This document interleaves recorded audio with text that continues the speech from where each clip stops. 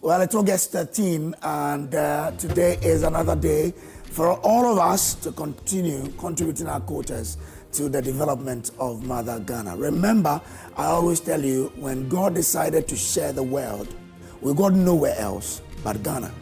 So if you are working towards Ghana's development, ensure that you do the right thing. Don't always or don't shortchange Ghana in any way, because when you do, maybe you may not get the rippling effect, but your children, your grandchildren will bear that effect. So think about it when you're doing something against this beautiful country of ours. Well, on Matters Horizon today, we examine 3 issues making headlines. First, Sedina Tamakloe-Attionu is set to regain her freedom after the Attorney General withdrew its application to keep her in custody following the Court of Appeal's decision to acquit and discharge her. What does this mean for the long-term running Maslow case, and is this the end of the legal road? Then the legal vacation controversy still continues. The Ghana Bar Association has raised concerns over substantive cases being heard during the legal vacation, while the Chief Justice and government maintain that the courts have the authority to sit. Now, I've heard legal luminaries debating on this particular matter. Some say they've practiced for a long time. I saw one man who says he's practiced for 48 years, but never has he seen that lawyers or counsels will be compelled, to appear on matters. So, well, the question is this a question of law, convention, or both? We'll find out today here on the show. And Adam's Resources Takeover has raised questions about government's handling of mining leases.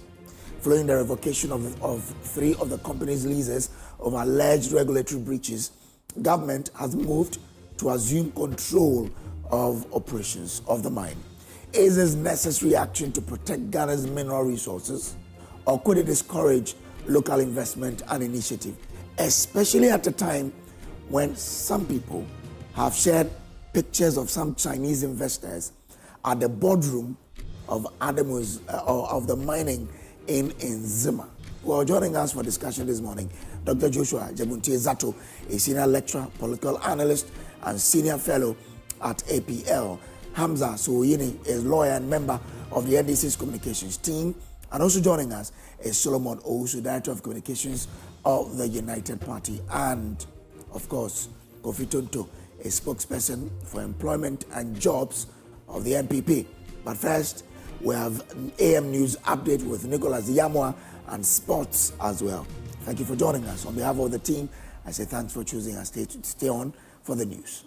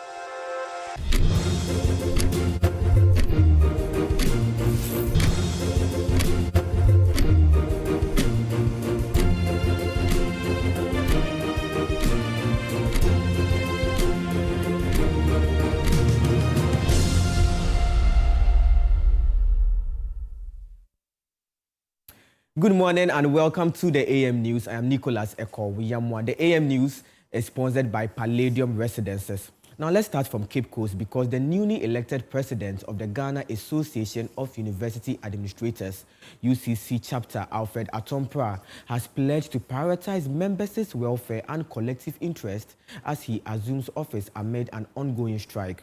The strike has forced the UCC to indefinitely suspend the matriculation of its 2026 Sandwich student. At his handing over ceremony, Mr. Pra called for unity and collaboration as efforts continue to resolve concerns over administrators' working conditions. At the handing over ceremony, the former president of the Ghana Association of University Administrators, GAWA, University of Cape Coast chapter, Felix Edupoku, tasked the new executives to build on old achievements and sustain the association's advocacy for the collective interests of its members. Throughout our tenure, we worked to promote welfare and professional development of our members. We pursued constructive engagement with management, GAWA National, sister unions, and other relevant stakeholders.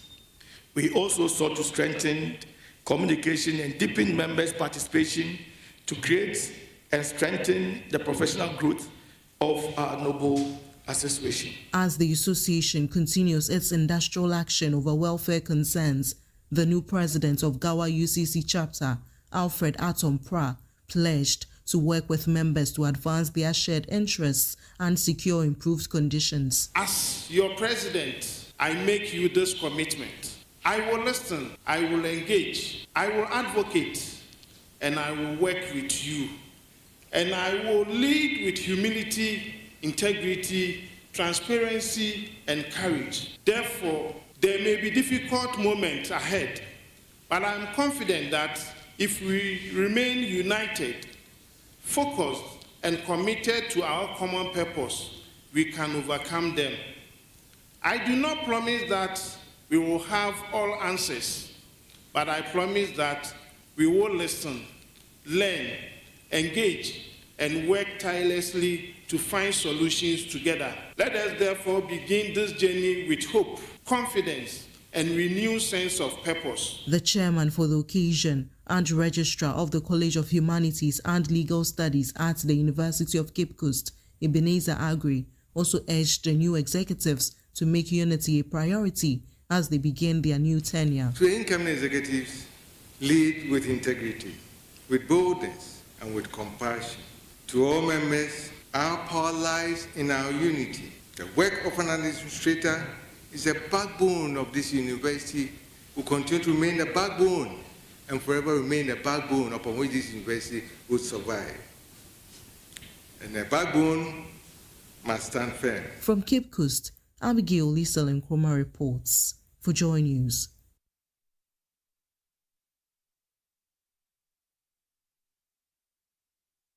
Now, technology is transforming teaching and assessment at the JEA Males SHS in Akufo-Addo, where students now write some examinations electronically using tablets provided under the Government One Student, One Tablet program.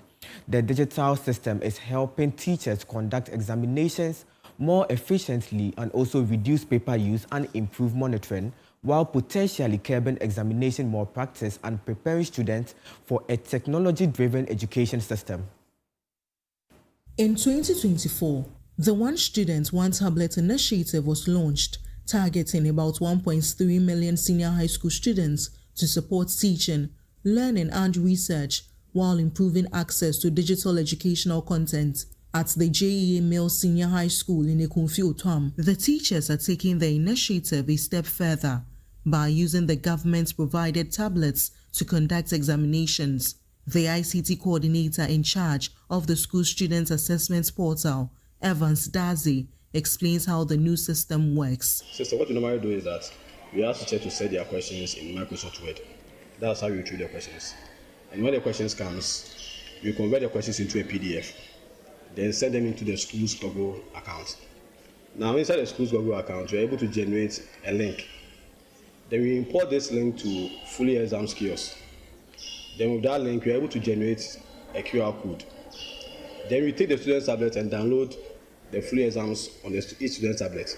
With the full exams kiosk, what you have is that you have the teacher's side and the student side. So the student side, the only thing they can do is to scan the QR code. So we go there, scan the QR code, then automatically it comes onto the system. Now what the full exam kiosk does is that it locks all other apps. So when the student have access to the questions, there is no way the student can go back to a desktop. Even if you try 10 times to go back to a desktop, you can't exit. For students of JEA Male Senior High School, the innovation represents a welcome departure from the traditional paper-based examination system. When I heard that we are going to use our tablets to write our exams, I thought it would be difficult.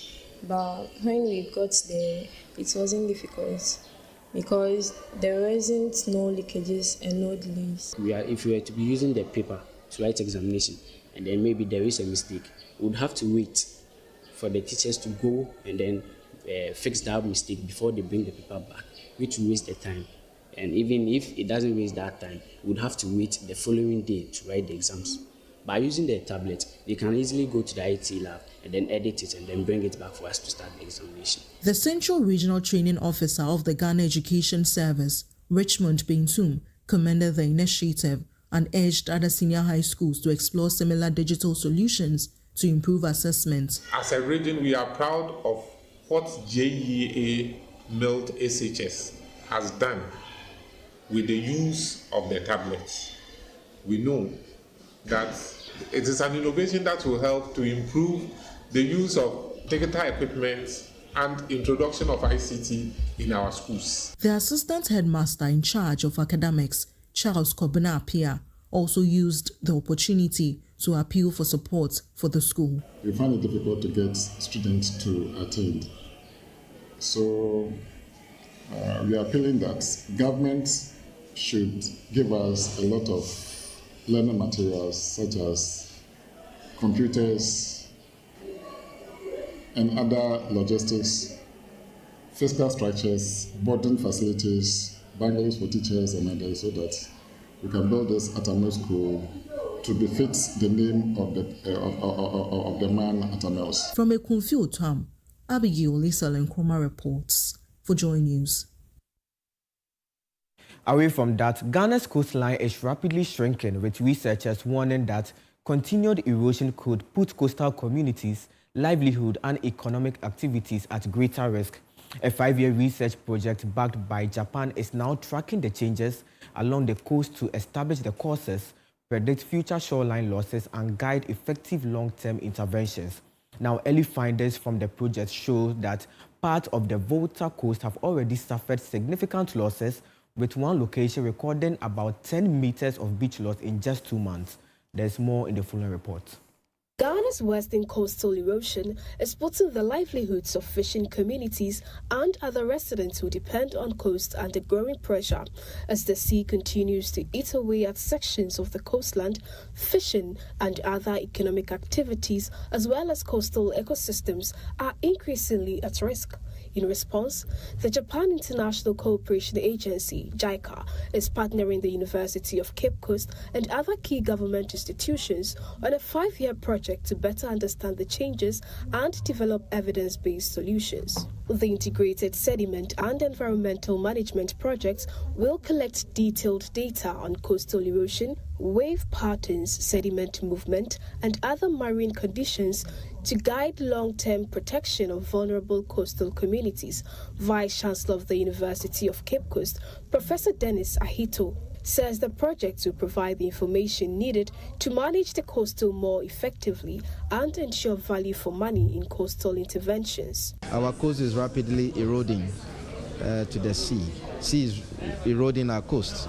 On the average, research has shown that depending on the area, we are losing about 1 to 2 meters of our coastline. So this project is meant to conduct research over a 5-year period, build capacity of young scientists through the Africa Ocean Institute, specifically at ASCO, the Africa Center of Excellence in Coastal Resilience, to bring up the data that can inform decision making when it comes to how we can manage our coasts to create some value for money and also protect and bring the aesthetic values back to back to life. Lead researcher from the University of Tokyo, Professor Yoshimitsu Tajima, says the project will help identify the most effective long-term measures to tackle the coastal erosion. So actually, using the satellite data, we observe the entire coast of Ghana for over the past 20 years shoreline change.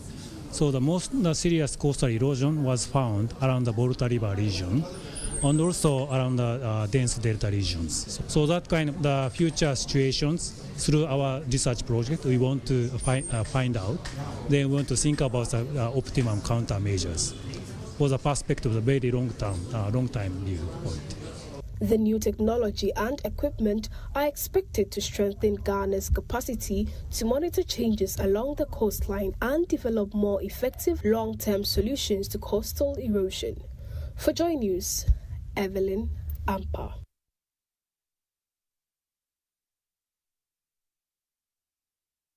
This is still the AM news on the AM show. Now, some breaking news coming in, and my colleague Samuel Kojo Brace is here to give us details. Brace.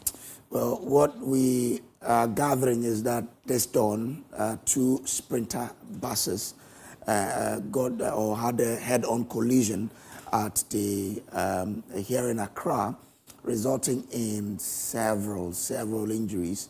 I mean, the pictures we've seen, what we've put on the TV, on the screen for you, we've blurred them a little for you, but yes, the pictures, you can't describe them. The sort of injuries that we see in those pictures are just, and we're told that the accident happened at the Ofanko barrier. The National Fire Service, we understand, are on the scene. As you can see, some people there in the overalls of Ghana National Fire Service.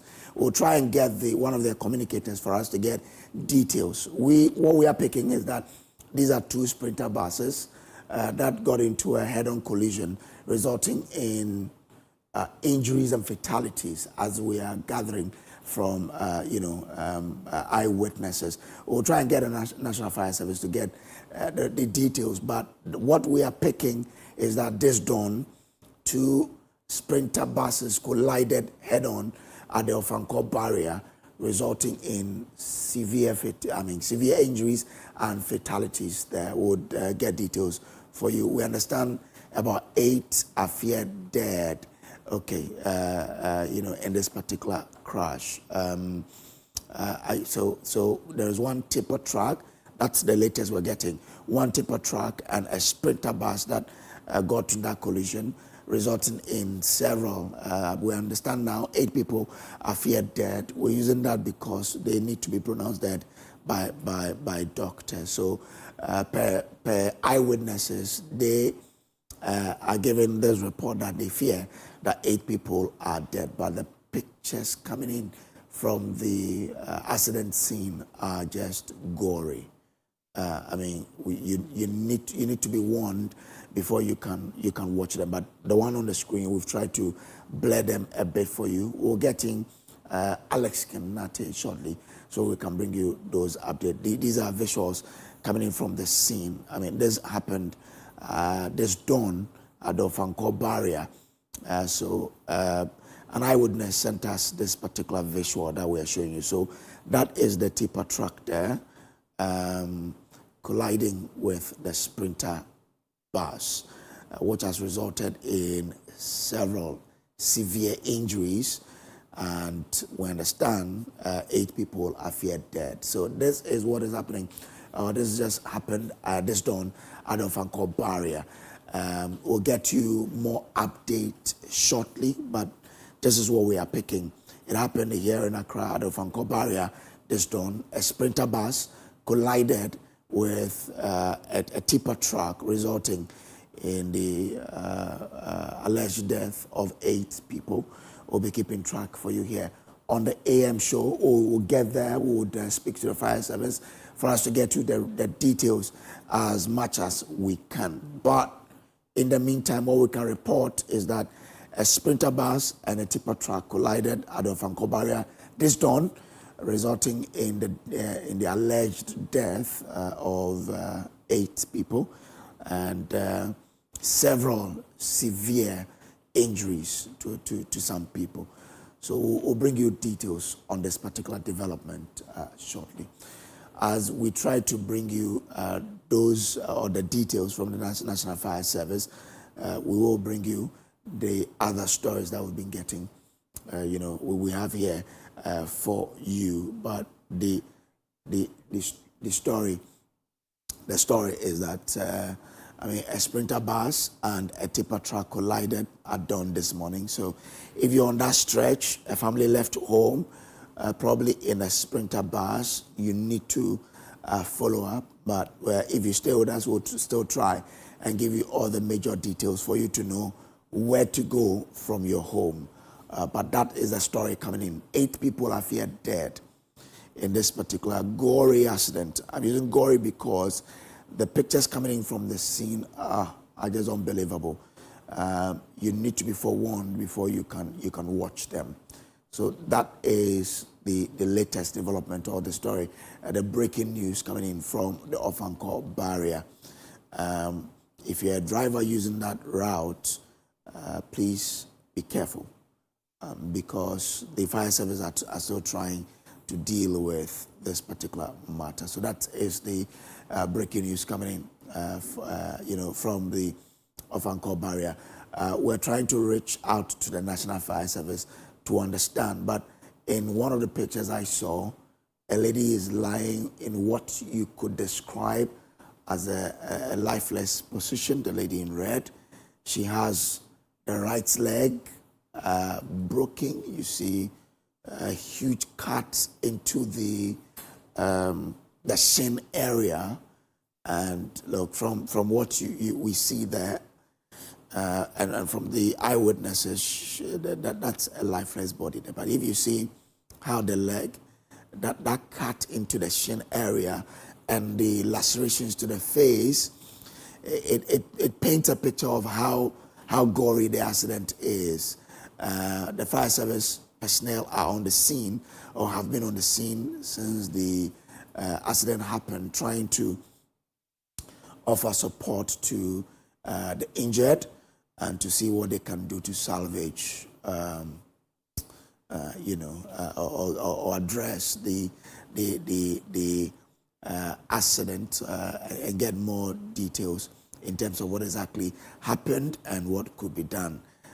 We'll try and speak to the National Fire Service to get you update. But in the news as well, we know that this happened this very dawn. So if you live around that stretch of town, your family left, and the sprinter bus, as I can see, is white one. The tipper truck is, Emefa could have given me the color because women are good at colors, but from what I see, so this is what, could it be wine? I'm not sure. It was a bit dark, so okay. So yes, there's a tipper truck that collided with a sprinter bus. From what I see in the visual that was sent to us by a passerby, you could best describe the sprinter bus as a white sprinter bus. But so if a family, a friend picked a sprinter bus around the area, then you could probably be checking up. But we'll give you all the update as to which hospitals the injured have been taken to, so you know exactly where to go from here. Do stay with us as we bring you. We try to get our guy on the ground to bring you details of exactly what happened at the Ofankor barrier. But the story is that there is a gory accident on the Ofankor barrier. We understand 8 people are feared dead, several injuries reported. I see, a Corolla Camry of a sort there. So a Toyota Camry will try and get details. Does this involve multiple vehicles, or is just a tipper truck and a sprinter bus? We'll try and get you all of those details shortly here on Joy News. But on the AM show, we'll try and speak to several stakeholders to understand, to get details first of all, and to understand what will happen in this instance. So that is what, if you just joined us, we're reporting an accident what happened on the Ofanko barrier this dawn. We understand that 8 people are feared dead. So we'll try and get to our guys on the ground, but okay. We'll get the right fact for you here on the show. But in a major development drive, as part of the news we have for you, Jorapa MP Kletos Seidu Dapila, NMC Peter NN Twang have handed over key education, healthcare, and sanitation project to rural communities. My colleague Nicholas Yamwa would bring you details of that. But just to bring you, so we have Alex Kenate now. Alex, thank you for joining us here. We understand there is an accident at the Ofanko barrier. From what I'm seeing, some gory scenes there. Your men have been there. What have you been picking up from the scene?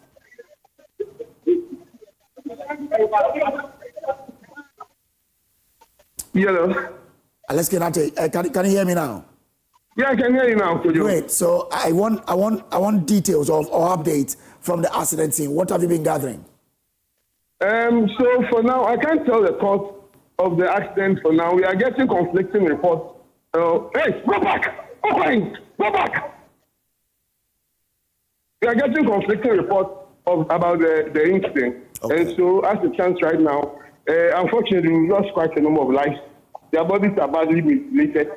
About 8 people, at least 8 people are reported, and we are doing our best. The fortunate thing for us is that per our mandate, all the people that were trapped in the vehicle, we've been able to bring everybody out of the vehicle.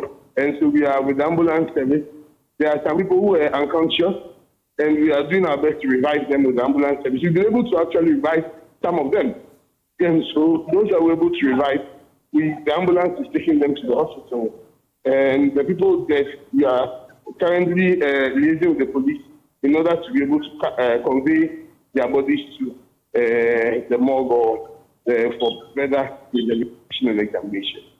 And you said those who are there, their bodies are mutilated? Yes. I wouldn't want to describe it.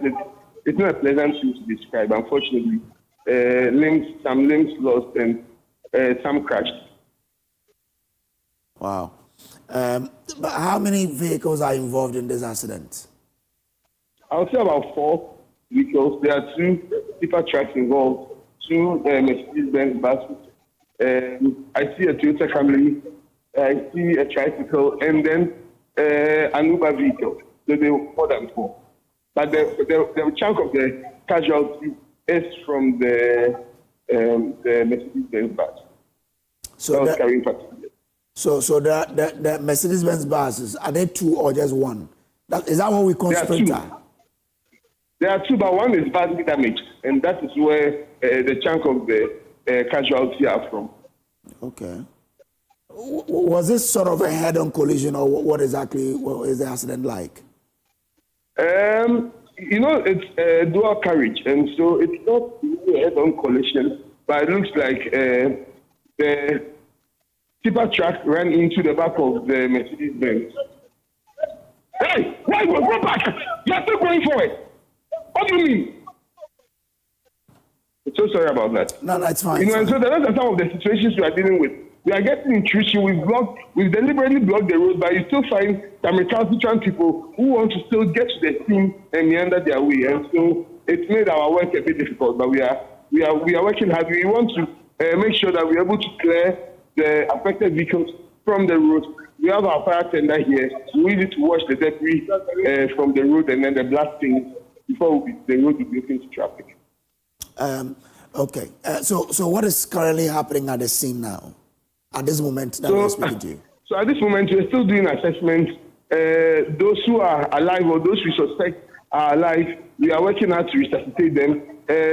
We've given quite a number of bodies to the ambulance. As I'm speaking to you, one ambulance is already going with about 2 people. As of now, all the ambulances have gone with the people who are injured. And so we are now trying to deal with the number of people who are dead. Okay. So do we know the hospital the injured have been taken to? No, for now, no. There are situations. There was one little girl whose legs were severed, and so such situations that you speak to any hospital, we need specialized care, and so I'm pretty sure some might have been taken to State 7 for specialized care. But for now, I would have to confirm with the ambulance team to know exactly where the injured were taken to. You said your young girl's legs were severed, all the two? Yes, unfortunately. All the two? Yes. How old could she be? She maybe 15. Maybe 15. She won't be up to 20 years. Okay. All right. Yeah. Alex, so at what time exactly did this happen? Do you know? Around 4 a.m. 4 a.m. Yes. The car was badly mangled, and when we are embarking on an operation like this, it's not an operation that you can just pull people out, because every move you make can either sustain or can kill someone. And so we had very cautious in the way we were able to cut through the debris of the remains of the vehicle. We have to be able to cut through the remains of the vehicle, create space, and be able to bring the people out. A lot of them had their legs trapped in there, and pulling them out would cause further damage to even their spine. And so we had to be careful. That's how come it took us quite a while. But the good thing is that despite some deaths, a lot of other people were rescued alive. The dead, how many women, how many men, how many children? So that little girl is the only child I've seen so far. The rest appear to be market women who are going to the market. I'm even talking about those reported dead. Are these... The dead?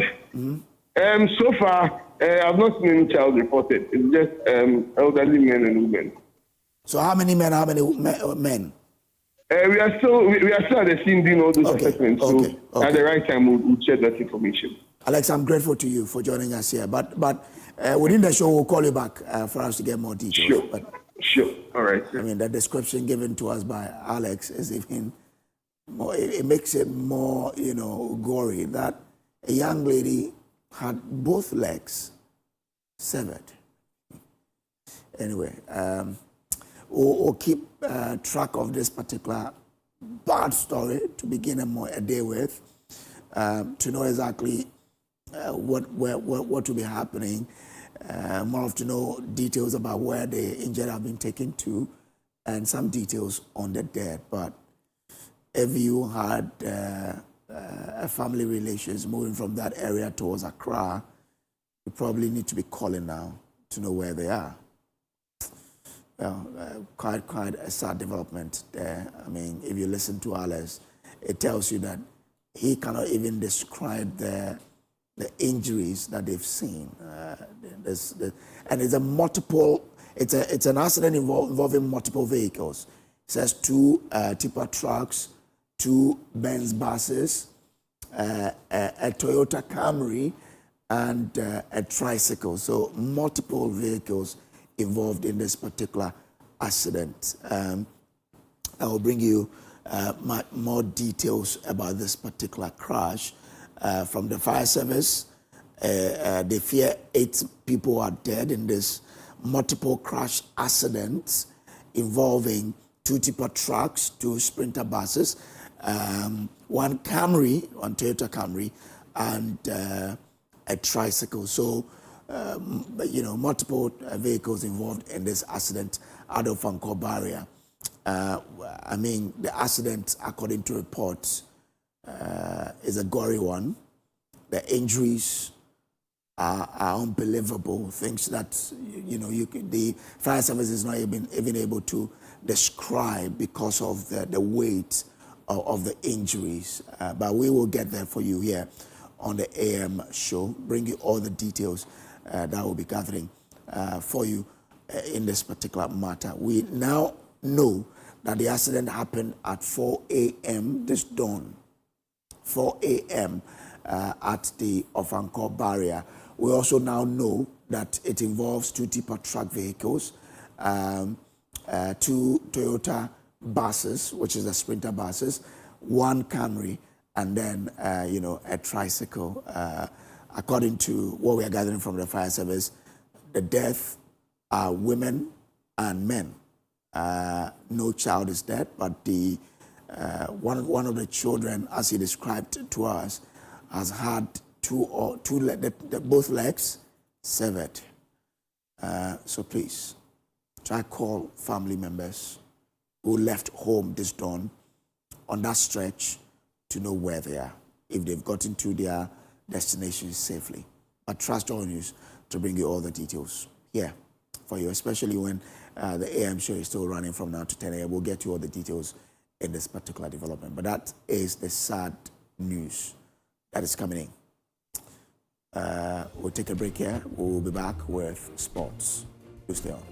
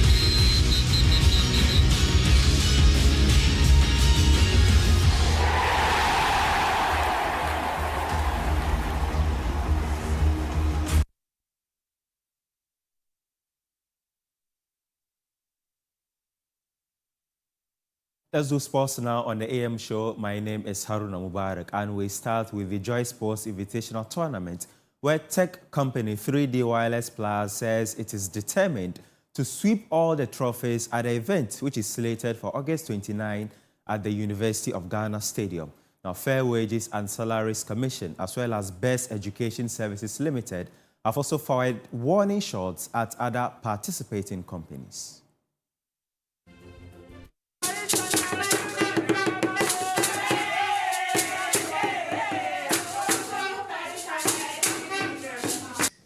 The speed with which they gave us the jammer clearly said.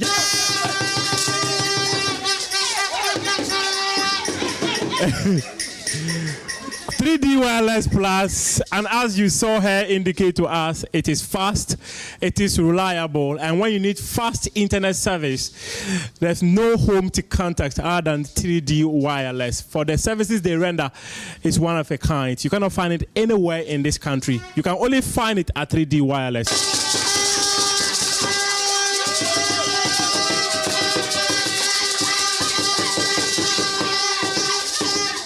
So, you have to get in touch with 020 000 112. 020 000 112 for fast and reliable internet. Get in touch with 3D Wireless, and they'll render the best of services to you. I see talented group of footballers, athletes, and wrestlers.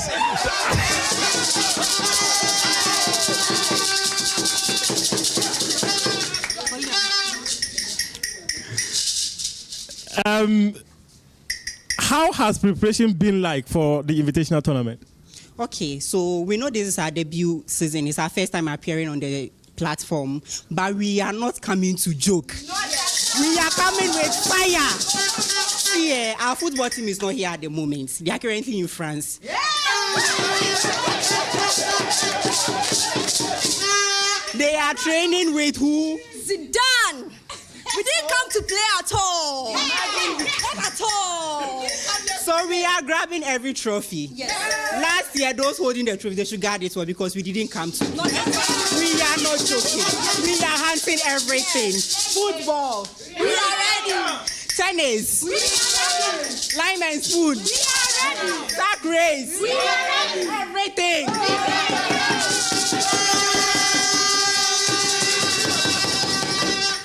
ready. The tennis. You know Djokovic? Yes. He's the one training our men.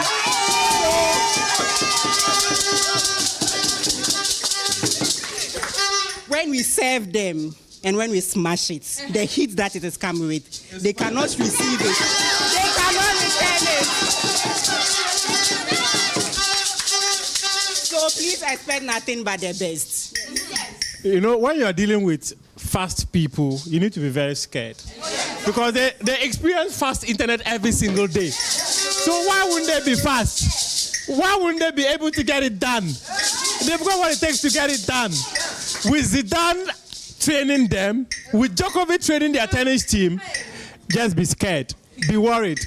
On August 29, 3D Wireless will be at University of Ghana Stadium for the Joy Sports Invitational Tournament. Live and courage. Live and courage.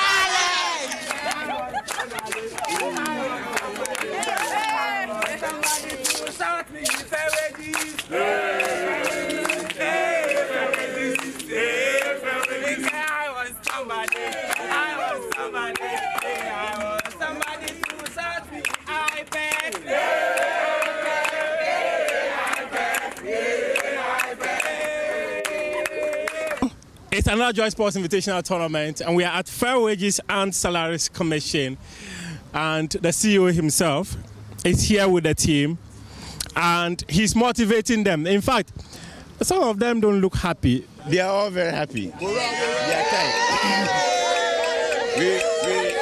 We just returned from training. So everybody's tired. Yes, but in fact, we are very ready. And we are telling our opponents, watch out. Watch out. Watch out. We are coming to carry the trophies to Fair Wages and Salaries Commission. Watch out. Talk to me about why other participants should be scared of Fair Wages and Salaries. As I mentioned, we have trained for 1 year. We started training from August last year. We decided to forget last year's one and then train for 1 year. We are leaving now to Bernabeu. Jose Mourinho wants to train with us for 5 days. He wants us to train with Mbappe's and the Vinicius Juniors and the Bellinghams. And so we are very ready. Immediately we return from Spain, Bernabeu, you should know that any team that meets us, 10 goals. Any team that meets us, 10 goals. Very ready. In fact, I'm beginning to get scared for other participants.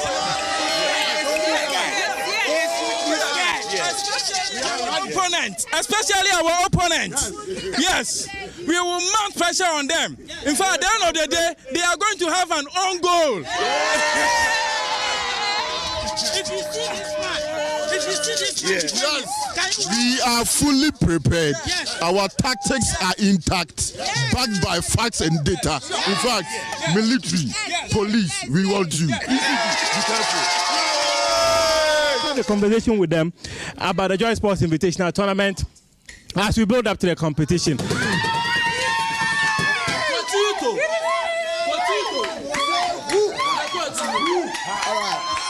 Like you rightly mentioned, we are Best Education Services, and this is going to be our first time we participate in this event.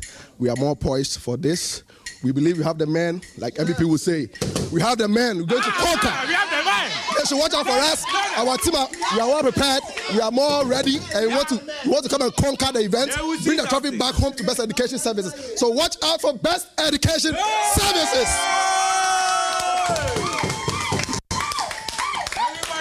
Ooh ha ha. Ooh ha ha. Ooh ha ha. Ooh ha ha. Ooh ha ha. What makes you stand tall among all the institutions in this country? One is our genuineness. We are passionate about helping Ghanaians who intend to develop their skills abroad. And so we want them to do it the right way and to be successful, not only in the administrative processes involved, but actually when they arrive, in that country, how they can be successful. So we go the whole 9 yards to ensure that they are successful, and that's what distinguishes us from a lot of institutions. Hey. You know what? Hey,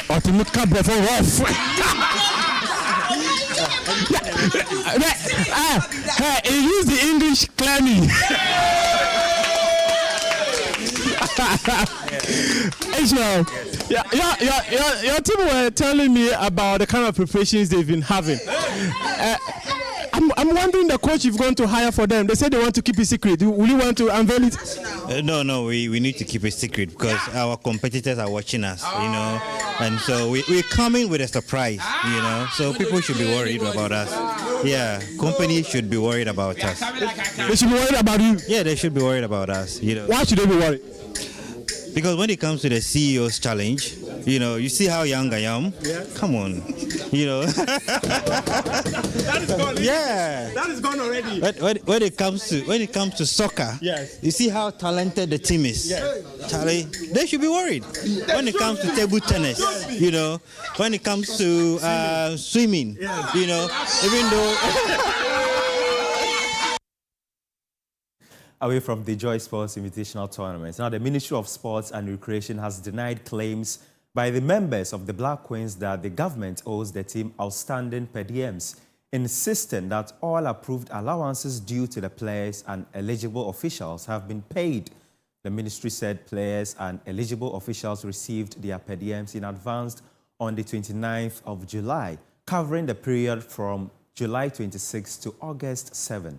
It added that following the team's quarterfinal exit and their continued stay in Morocco for the FIFA Women's World Cup qualification pathway, a further payment was made on August 11 to cover the period from August 8 to August 14. The statement follows concerns raised by members of the Black Queens over outstanding financial obligations, welfare, and of course the level of support provided during the WAFCON campaign.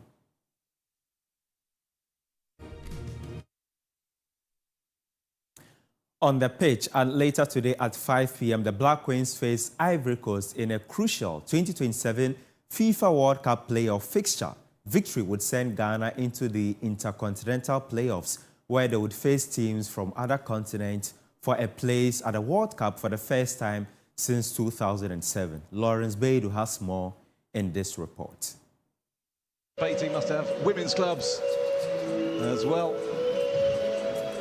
And of course, there's 16-team women's AFCON for the very first time. The Confederation of African Football's WAFCON dream definitely over for the Black Queens, but as far as their World Cup qualification hopes are concerned, there's a chance for them to grab an opportunity to continue what will be a long route as compared to the much simpler one they had if they had beaten Malawi in that quarter-final game. The Black Queens will now face Cote d'Ivoire in a playoff game, continental playoff game, to secure one of two spots available for Africa to go on to play in an intercontinental playoff later this year, and then continue their search for a return to the world stage since 2007. Kemlas Bjorkegren and Josephine Bonsu have been addressing the press ahead of that game against Cote d'Ivoire. Both positive for Kemlas Bjorkegren.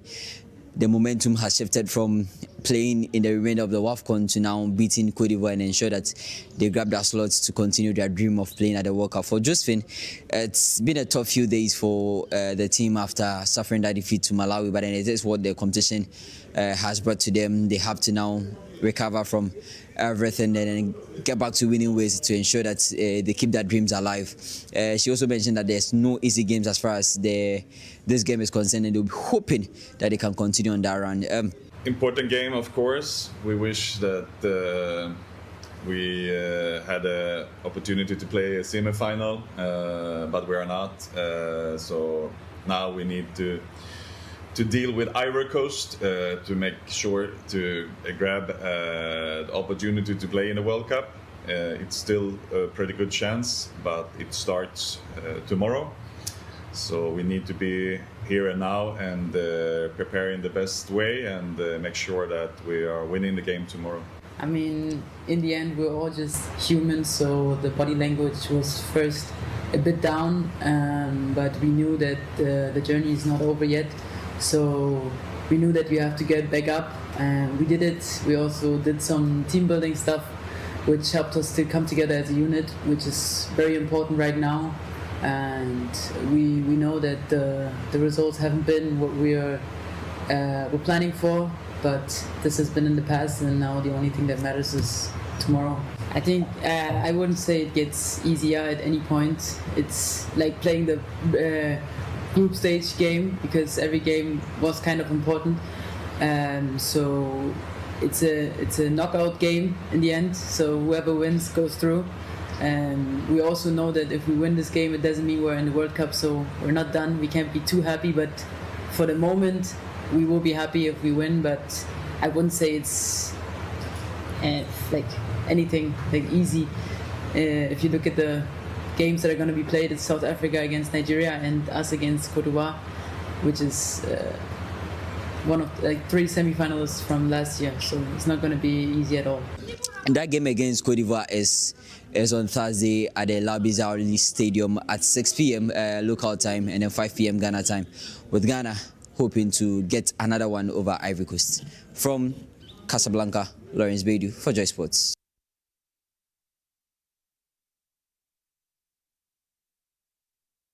Now, yet another heartbreak for Morocco, who suffered a 3-1 defeat on penalties as Cameroon progressed to the final. Cameroon will now face Malawi, who continue their remarkable run after defeating Algeria by 3-1 to reach the finals on their debut. Participating must have women's clubs as well.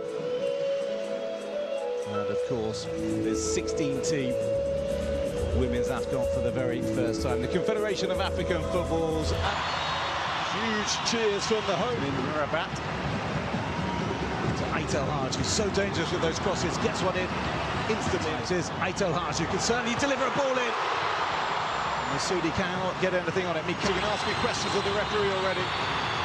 They're through in the middle of Draini going in. Mikhaili comes out to gather. And a host of Moroccan players and fans. Draoui, back heel to Aitel Haj. Delivered into the middle. Up goes Masoudi against the post.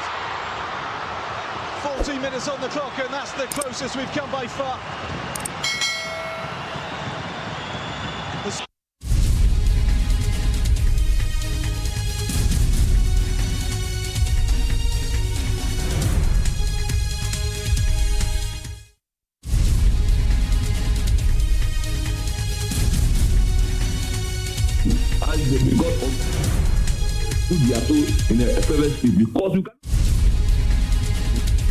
Let's take you back to the Ofankor barrier where this accident occurred at 4 a.m. this dawn.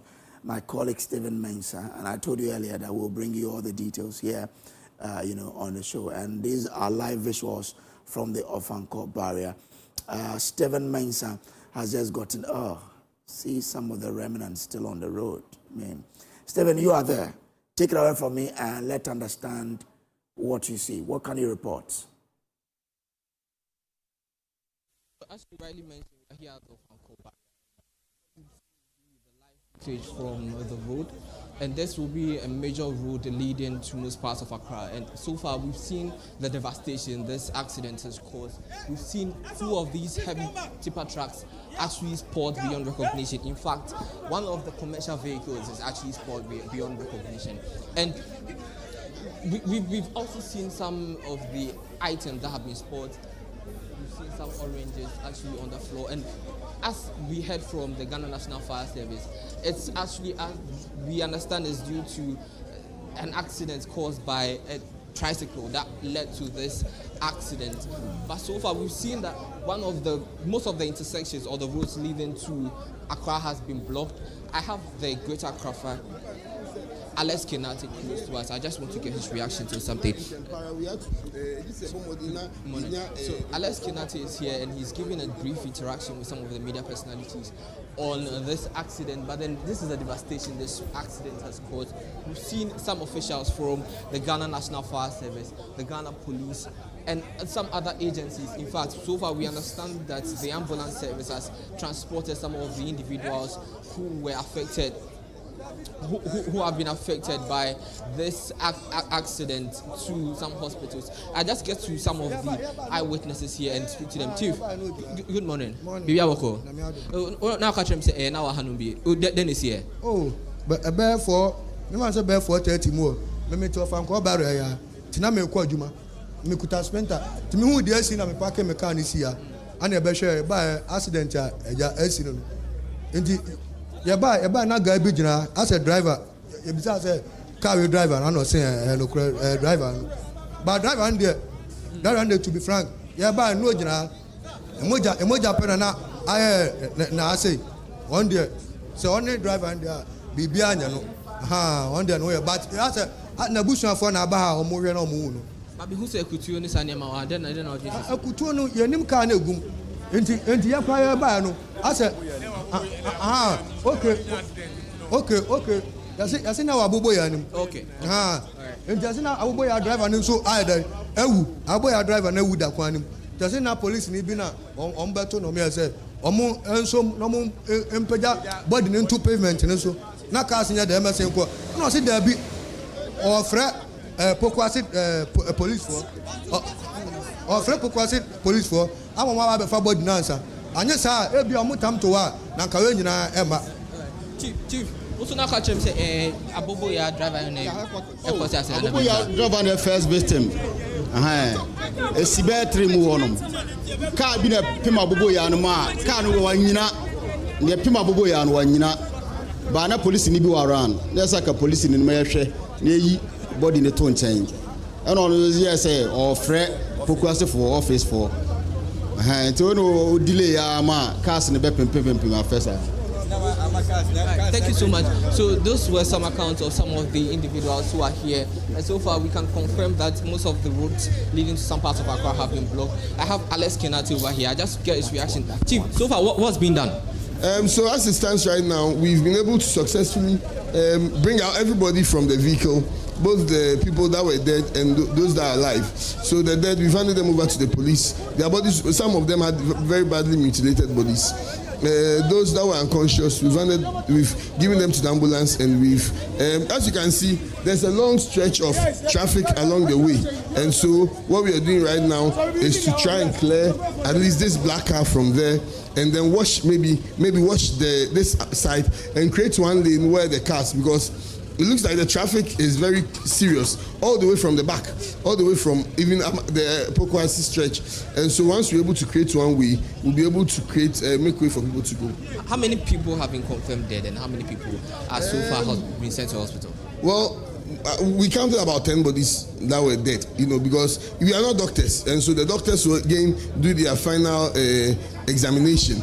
The doctors will again do their final examination of the bodies before, but there were some that it's obvious that they are dead. Their bodies cut, and then very, very bad situation. But so far, the number of injured, I can't tell, but it's at least 5 people have been rescued. At least 5 people have been rescued. Thank you so much, sir. So, Kojo, this is what we can bring you from the Ofankor Road. We've seen the devastation the accident has caused. We've seen actually some of the commercial vehicles heavily very sport actually.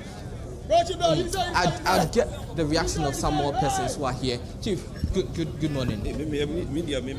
Okay, so we just get the reaction of some of the individuals who are here close by on what they know actually caused the incident. But then we've seen individuals from the Ghana Police Service, we've seen persons from the Ghana National Fire Service and other individuals all present here trying to, as a matter of fact, ensure that the vehicles that have been spoiled are taken off. We know that there's heavy rainfall.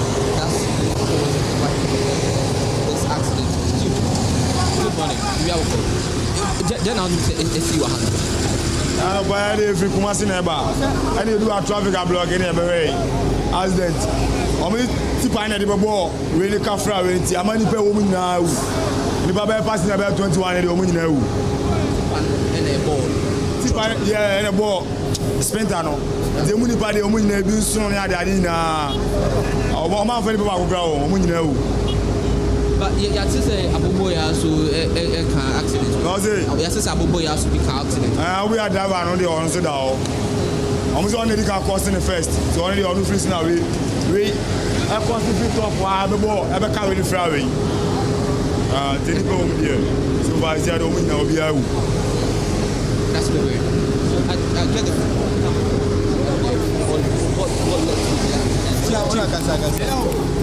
Then na camera na Kosemba. Then says here. The say anopo yo ha and it is just you don't find cover we ha na it. E frame am Ankuna Prince. Me brother yawo. Then is here. You say e dey be na Aboboya driver bi wa wu e den. E da ho. Our police stop it akra. You was a car no.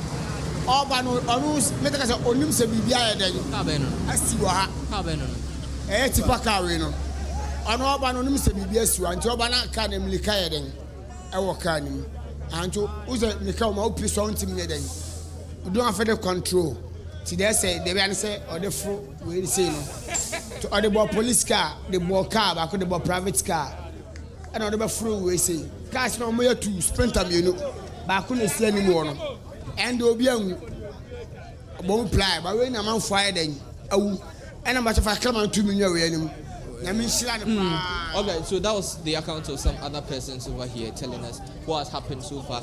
But then so far the Ghana National Fire Service is trying to cordon off the area. In fact, we've seen some of the individuals trying as much as possible to be close to the incident scene, but then they've been trying to cordon off the area, trying to ensure that all the individuals who are here are moved away. But then, so far, this is what we can report. We've seen and heard from the Ghana National Fire Service who are telling us that some of these individuals who were in the commercial vehicle, the trotro has been, have lost their lives. And we've seen they trying to ensure that the individuals who have been injured are transported to the hospital.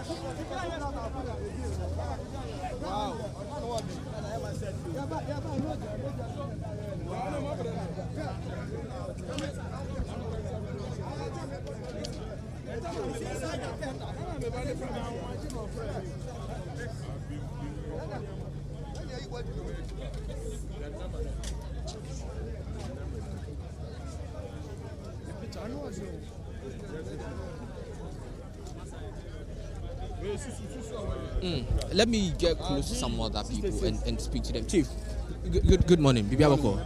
Now what happened now is acting a bit here. Me mom dey na me mu na be pie so. Ya dey be yi nipa no. But then you who say okay to Bibi then here. Yenum there was only a G 6612-20 say ka bi number. Na me nim so mo ma ki susu so me den so hwa. Em say susu card. So what do you see will be some excerpts from the accident scene, and we understand that this is a received book of one of the individuals who have been affected by the accident. We are also gathering that there are some more other items that have been gathered from the accident scene, and this will be someone's engagement booklet. And they've been telling us. Yes. On the driver no. Sprinter driver no. When a sprinter driver. Sprinter driver no. We who eh? That's what I'm trying to say. One for me hospital me buy no me who say can me if you ba no my friend say me yan kwa adwuma na me ka je say oni kai na me ba oh nti me buy no me say kan say nti me buy no me ka no na ayemayi me can me this can ko bom pen for man say me bra no me say can answer me say nye caro answer me friends go fi me friend akra ana mo say me bra no o me ruye go on first can we ka stre yo obey ah on first go lodu answer ka stre le den e lodu enti edu ana mo say kan me hu na e honoa nti ko bom pen for man wo circle ana wo nyina bedu antu we no we the first wife or den wa on na wo me mensa ah me wo nya say me ko bom obana man wo O patch say where o bra no. Me bra no friend at Gbedu. Don't know trotro no. Don't call. What's your name now? I don't call or rather circuit to Spinter's route. But obey in what's here. But if I'm not okay. Of obey and I cry. But baby, oh, Jumanka circle to Spinter's route. But obey in what's here. And Olokokrom we are a friend of circuit to Spinter's route. Don't call on any. Yeah, bra. But Mooning baby always say. Say, Akosua hospital. Yeah, Akosua hospital or new. And the phones were said doom, and they are afraid now you to an amount for it. Moonim here, because Mats say or driving basa. According to Abobo Yana, a creative accident, but no better so, and no better woman in time. Quite a sad development there. We're still staying with this particular development. Let's bring in the Road Safety Authority, find out what they also know and what must be happening. Abraham Amalaba Esquire is the CEO or the Executive Director of the Road Safety Authority. Mr. Amalaba, I'm grateful to you for joining us here. What have you gathered about this particular accident, sir? Well, I'm just getting up. I'm just that we will need support, my net, ground. So when this happens, we dispatch this all over the after now them give us. We also rely on this support. But generally, what I can say is that we have noticed that there is so much inconsiderate driving. And when I say inconsiderate driving, careless driving. People fidgeting with their phones while driving, people not being attentive, people trying to switch their radio stations, and in town, because of the build-up of the traffic, you can easily run into another vehicle if you are not paying attention while driving. Any least loss of concentration can lead to driving into another vehicle or driving or killing somebody. From report we are gathering, an Aboboya rider was knocked down and was left on the road. And from the eyewitnesses, that possibly caused some traffic, and then a tipper truck, which was on a high speed, ran into some vehicles. What must be the response when an incident like that happens on our roads? The police MTTD must be called or must be there quickly to try to direct traffic. We need to also know whether the tipper truck lost its brakes. Sometimes this can happen, whether it lost its braking system. But when there's such an incident, particularly in the city centers, you would need the police MTTD to be there directing traffic. And I'm not sure this happened, and that must have been the reason why this other accident occurred after the Aboboya accident. How are these incidents? I mean, over the past few months, we've seen the number of accidents, especially on the Kumasi-Accra Highway. How are these informing our directions going forward as to how we can minimize road accidents and carnage? On the highways, on the trunk roads, on the highways, I have called on the police MTTD to return the police back onto the road, particularly areas we call hot spots.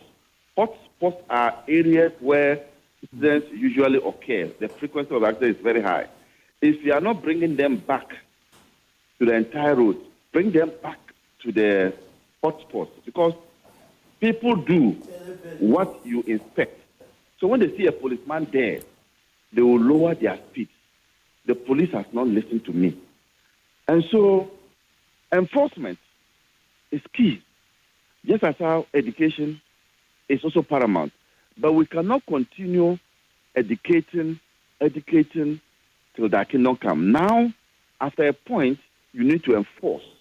And so it's a carrot and stick approach.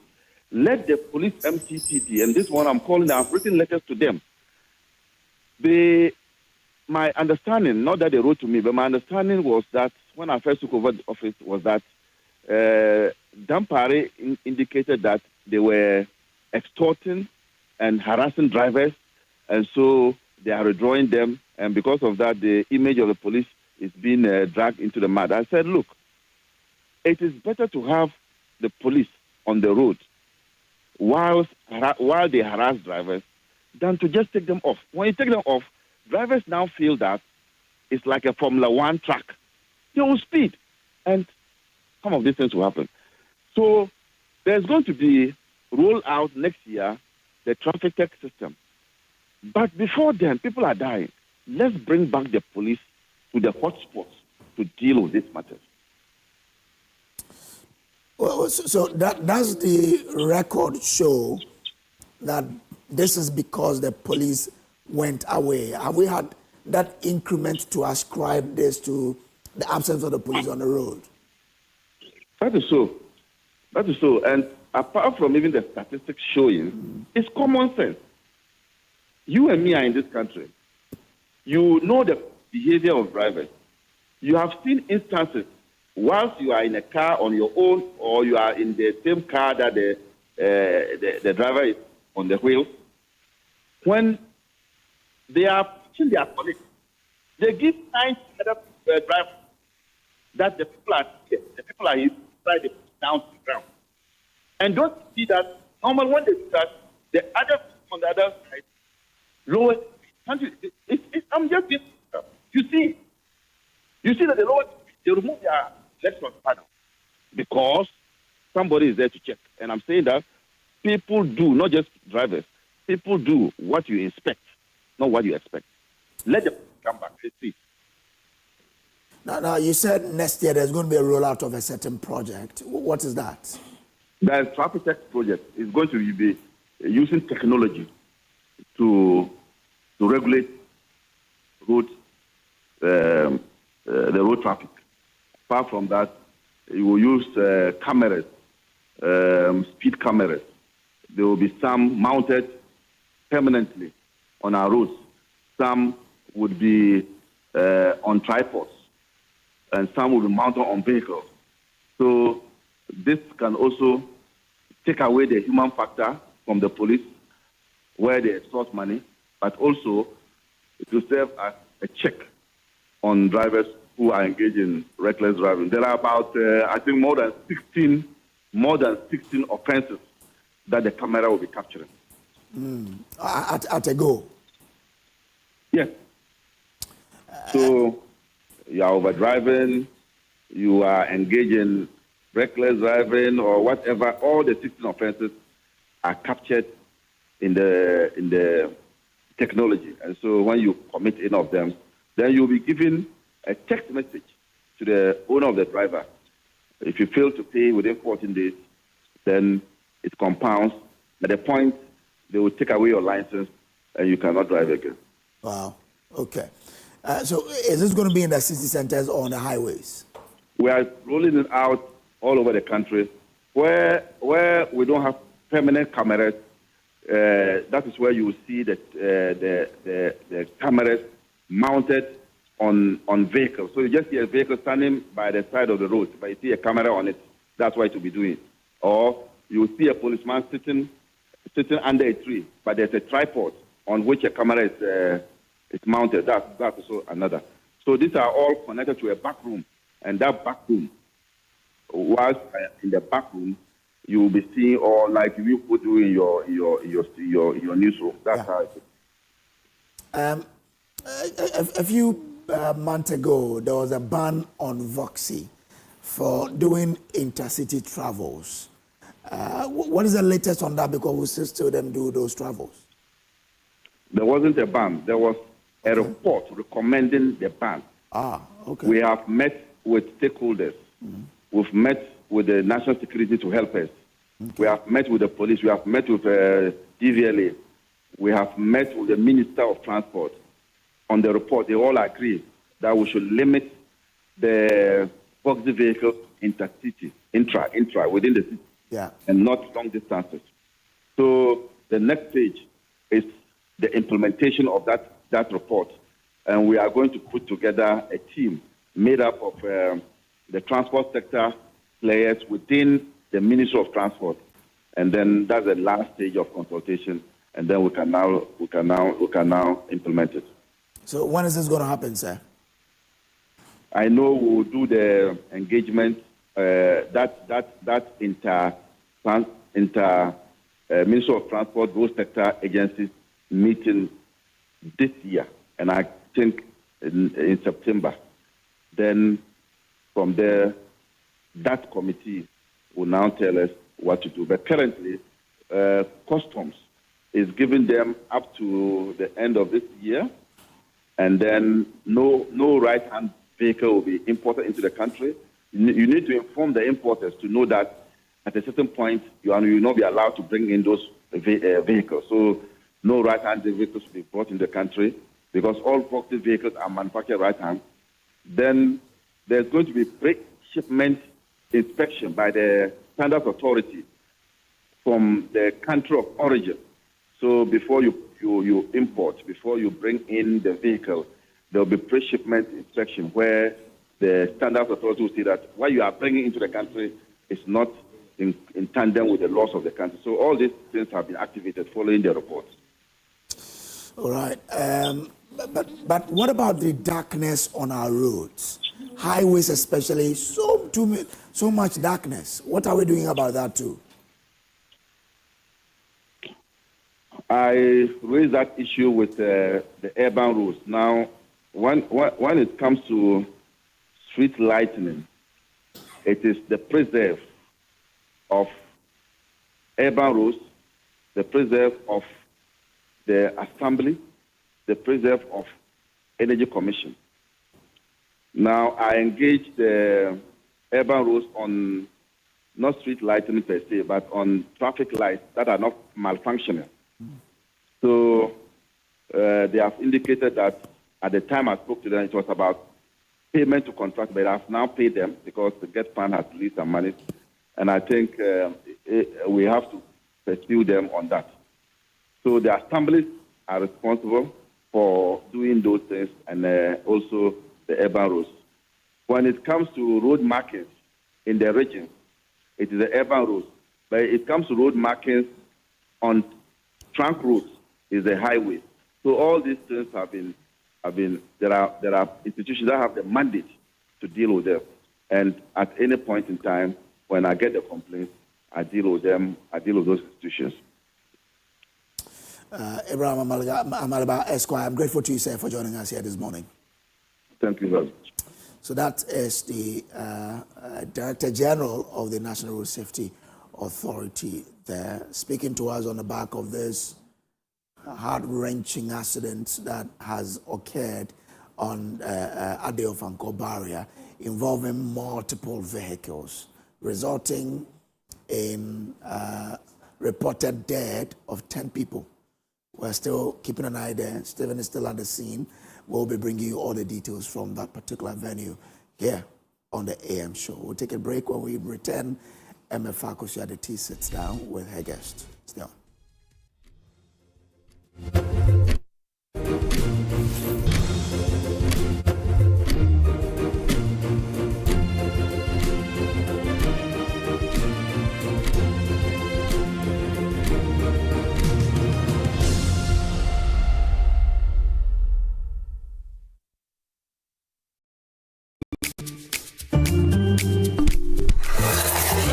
Hey buddy, it's me Azar. Yeah, me now they see. Hey, you look fresh. Wait till you see what's inside me. Azar, freshly made inside and out for greater coverage and colors that last longer and beautify your walls, spaces and places. Azar, no size. Go ahead, buy now. Azar, #1 from Azar Group since 1921. Missed passes? Bad referee decisions? Don't let your child's grade suffer a bad match. Ensure a straight win this academic season with curriculum-aligned textbooks and interactive tools from Pegasus Publishing. From preschool to senior high school, we have the exact game plan your kids need to ace their classes. And because it's World Cup season, get a massive 20% off every single book. Don't drop points. Call 059-50-10175 or dash to Pegasus Publishing in Accra, Newtown, right opposite the Total Energy Station. Free delivery within Accra when you call. Pegasus Publishing, shaping minds, winning futures. That's right. Did you see that? That is me. Without me, that tap would just be decoration. That's so. So when the water comes, where exactly is it waiting? Pipe. I also didn't see any bedroom no. Me tank. Me na me cra. At least I move water. And I keep it safe. Without me, nothing flows. What's happening? I bring the life. I preserve it. Hey, why is the water going on and off like this? Maybe I can do it alone. Maybe I need you too. Strong, reliable, built for every home. Syntex pipes and tanks. The perfect water team. Syntex. A year strong, a year tough. Gold, bauxite, manganese, lithium, Ghana's minerals, and billions, and now anchor our national reserves. But in the communities that host the mines, the question is simple: what stays here? On the 18th of August 2026, that question gets answered in public. Here in the catchment communities, this is what's really at stake: jobs, local content, corporate social responsibility. People here want a fair share of what's mined on their land. And in the room, the conversation will be about what the large-scale mining companies are doing to better livelihoods in their catchment areas, and also the gold board reforms in the artisanal and small-scale mining sector. And finally, the signing of the catchment charter, which will put all these commitments into writing. The National Mining Dialogue 2026, rethinking the social license to operate. Regulators, large-scale mining companies, small-scale mining companies, gold buyers, traditional leaders, and host communities, all at one table. Live from Kempiski Hotel, Accra, on Joy News, Adom TV, and Asempa FM, and all our social media handles. Chairperson for the event, Gamanche, His Royal Majesty, King Takiteku Chu II. Special guest of honor, Dr. Julius Debra, Chief of Staff to the President of the Republic of Ghana. Special guests, the Honorable Emmanuel Amakofi-Boa, Minister for Lands and Natural Resources and Member of Parliament, Elembele constituency. The National Mining Dialogue will be held on the 18th of August 2026, 12 p.m. The National Mining Dialogue is powered by Akosua on Asempa FM in collaboration with Semis DS Group Limited, partners, the Ministry of Lands and Natural Resources, the Minerals Commission, the Ghana Medical Trust Fund, and the Ghana Gold Board.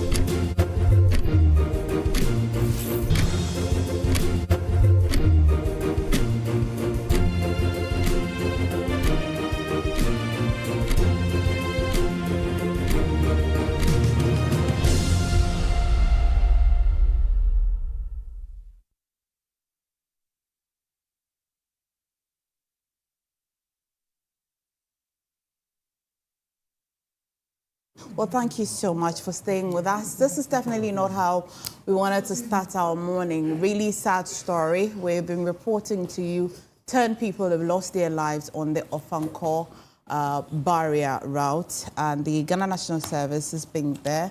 We're also on ground and bringing you an update. Not a very good morning or pleasant morning, but let's attempt to review the news and as well bring you what's in front of the newspapers. Kojo, here you had the difficult task of breaking that news, yeah? No. Yeah, I know. Yeah. I know. But let's do the Daily Guide newspaper. Sedina Tamakloe freed as AG withdraws fight. AG was protesting against that acquittal, but he's withdrawn it now. Speaker recalls Parliament for urgent business. President Mahama is urging the youth to lead digital revolution. That is there. NAFCO trial, defense lawyers miss court amid protests. And Emefa, a shocking story. Man beheads wife. Yes, Kojo, so I just read that story. So the woman reported, 43-year-old called Madame Lydia Mena, the husband identified as Doji Dogbe, also 53. So they've been married for about 3 years. It's also been reported that the man has some mental illness and had been taken to a mental health facility for some sort of treatment. But subsequently, his mother moved in to live with them. And the day this particular incident happened, on Tuesday at about 8 p.m., both of them had just returned from church. The woman had cooked a meal. They enjoyed the meal together. And the mother was outside of the room, but later saw her son come out of the room with a cutlass, all bloody. And so she decided to just go inside the room and saw that the woman was lying in a pool of blood with the head off.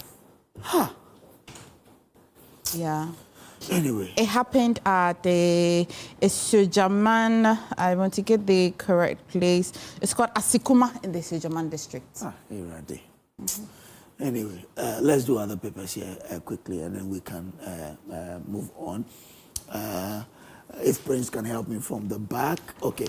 Delhi Democrat Adamus to challenge revocation of its license. Well, let's see how that battle goes. Garmanche backs DVLA driver point system. TVET is a solution to poverty eradication. Eric Saforo says. Deborah, German envoy, discuss stronger partnership and youth urge to desist from foul means of making money. Okay, let's do other papers here. Okay, let's see. There is also the Inside newspaper. The Inside, Adamus vows to challenge government's revocation of its mining lease. Pan-African Progressive Front celebrates Pan-African TV at 10. Interior Ministry thumbs up by Tomal for $400,000 medical supplies donation to police hospital. And also the invisible weapons sanctions over compliance and the human cost. Those are the stories on the Inside newspaper.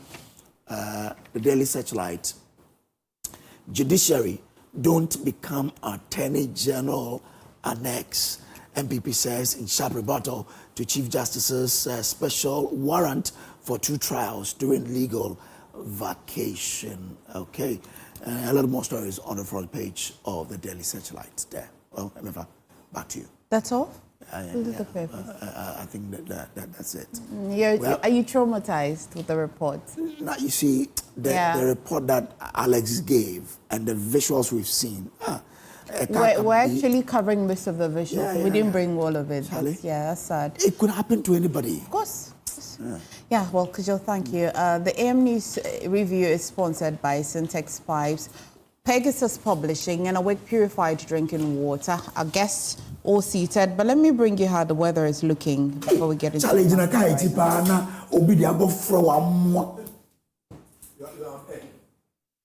Because you are sorry,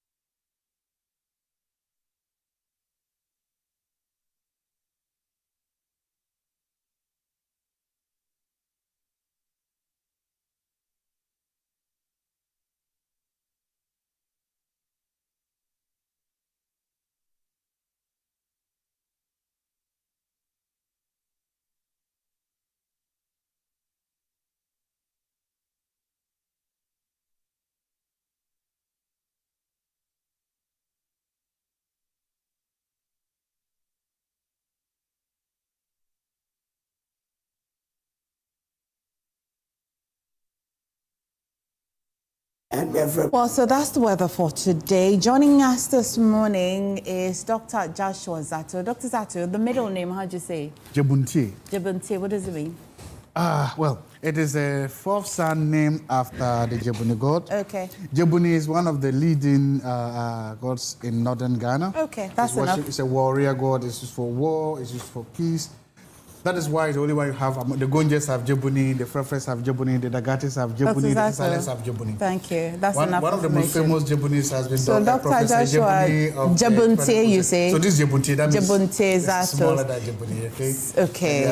Okay. Senior lecturer, political analyst, and a senior fellow, APL. And this morning, I know you are trying to move away from it, but I have to say something about I'll come to you. I will come to you. Before that, definitely. We'll talk about the accident. To tell you about the origins of my name and what it means. No. Hamza Sulini is a lawyer and member of the NDC communications team. I've also got Solomon Owusu, Director of Communications of the United Party. Kofi Tonto is spokesperson for employment and jobs of the NPP. Gentlemen, pleasure to have you. You know Solomon Owusu? Oh. I did say Solomon Owusu. They were saying I don't know, any of you using the Ofonko barrier route? You don't? Dr. Zato, do you use that route of Ofonko? Solomon? No. But did you hear about the accident? Yes, from your network, and it's a difficult day, but that is what we are made of. If you don't die through natural means, you die through some of these means. Human errors, once again. But this morning I heard you give us the weather forecast. I think you have been very much consistent with it because of what happened. Yeah. Around June, July. It means we learned something from a disaster. But when it comes to road accidents, it keeps occurring, but we seem not to be finding solutions. Maybe that's why it's called an accident. No, but some of the accidents must be reduced. We can't eradicate it totally, but you can reduce it, especially within town, intracity or intercity accidents. And so it's unfortunate, but I believe that we need to work very hard. It was a truck that is involved. That was involved. A tipper truck and a sprinter bus. We need to take a second look at some of the drivers that are engaged in driving some of these trucks. I say this because of my own personal experience in that field. Which one do you drive? The tipper truck or? It's the owner of a transport company. It's a big I man. believe that we need to take a holistic view of tipper truck drivers, especially the young ones. You know, this tramadol and stuff that we talk of, that is where they use it a lot. And I was very surprised at the point my drivers were telling me that when they use it, that's when they're able to work overnight. I was scandalized. The tramadol? I tell you, they use all sort of drugs. They say that is what keeps them moving. I said, how can you use a drug and to keep you moving? That's strange because tramadol, as administered as a drug, if you take it, you're a bit drowsy. So when you are advised to sleep. When you are driving on the road and you see a tipper truck coming, you must not take it for granted. You must be very, very attentive. Because anything can happen. Anything can happen. And I say this from experience, but that is not to say that is what this driver had engaged himself in. But investigation must be narrowed to the truck driver himself. Okay. We must be testing them. Okay. Also, Kofi, I'm going to... I wanted to add something to it. I used the NY today when I was coming, N1, from the motorway extension. And sometimes when you see things like that, you can just say you are not surprised. Which is the funny thing. Because when you see the kind of driving, huge trucker trucks, they will take all the inner lane. You don't need to go to driving school to know that inner lanes are for fast-moving cars, and that big, huge trucks like that should be on the outer lane. They take it off. And so now you can see two of them, literally here and here.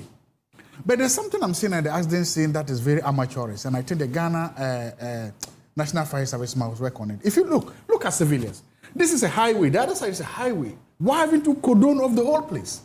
Why do you have so... And these are the people who stand there with mobile phones, and they will take pictures. Yeah.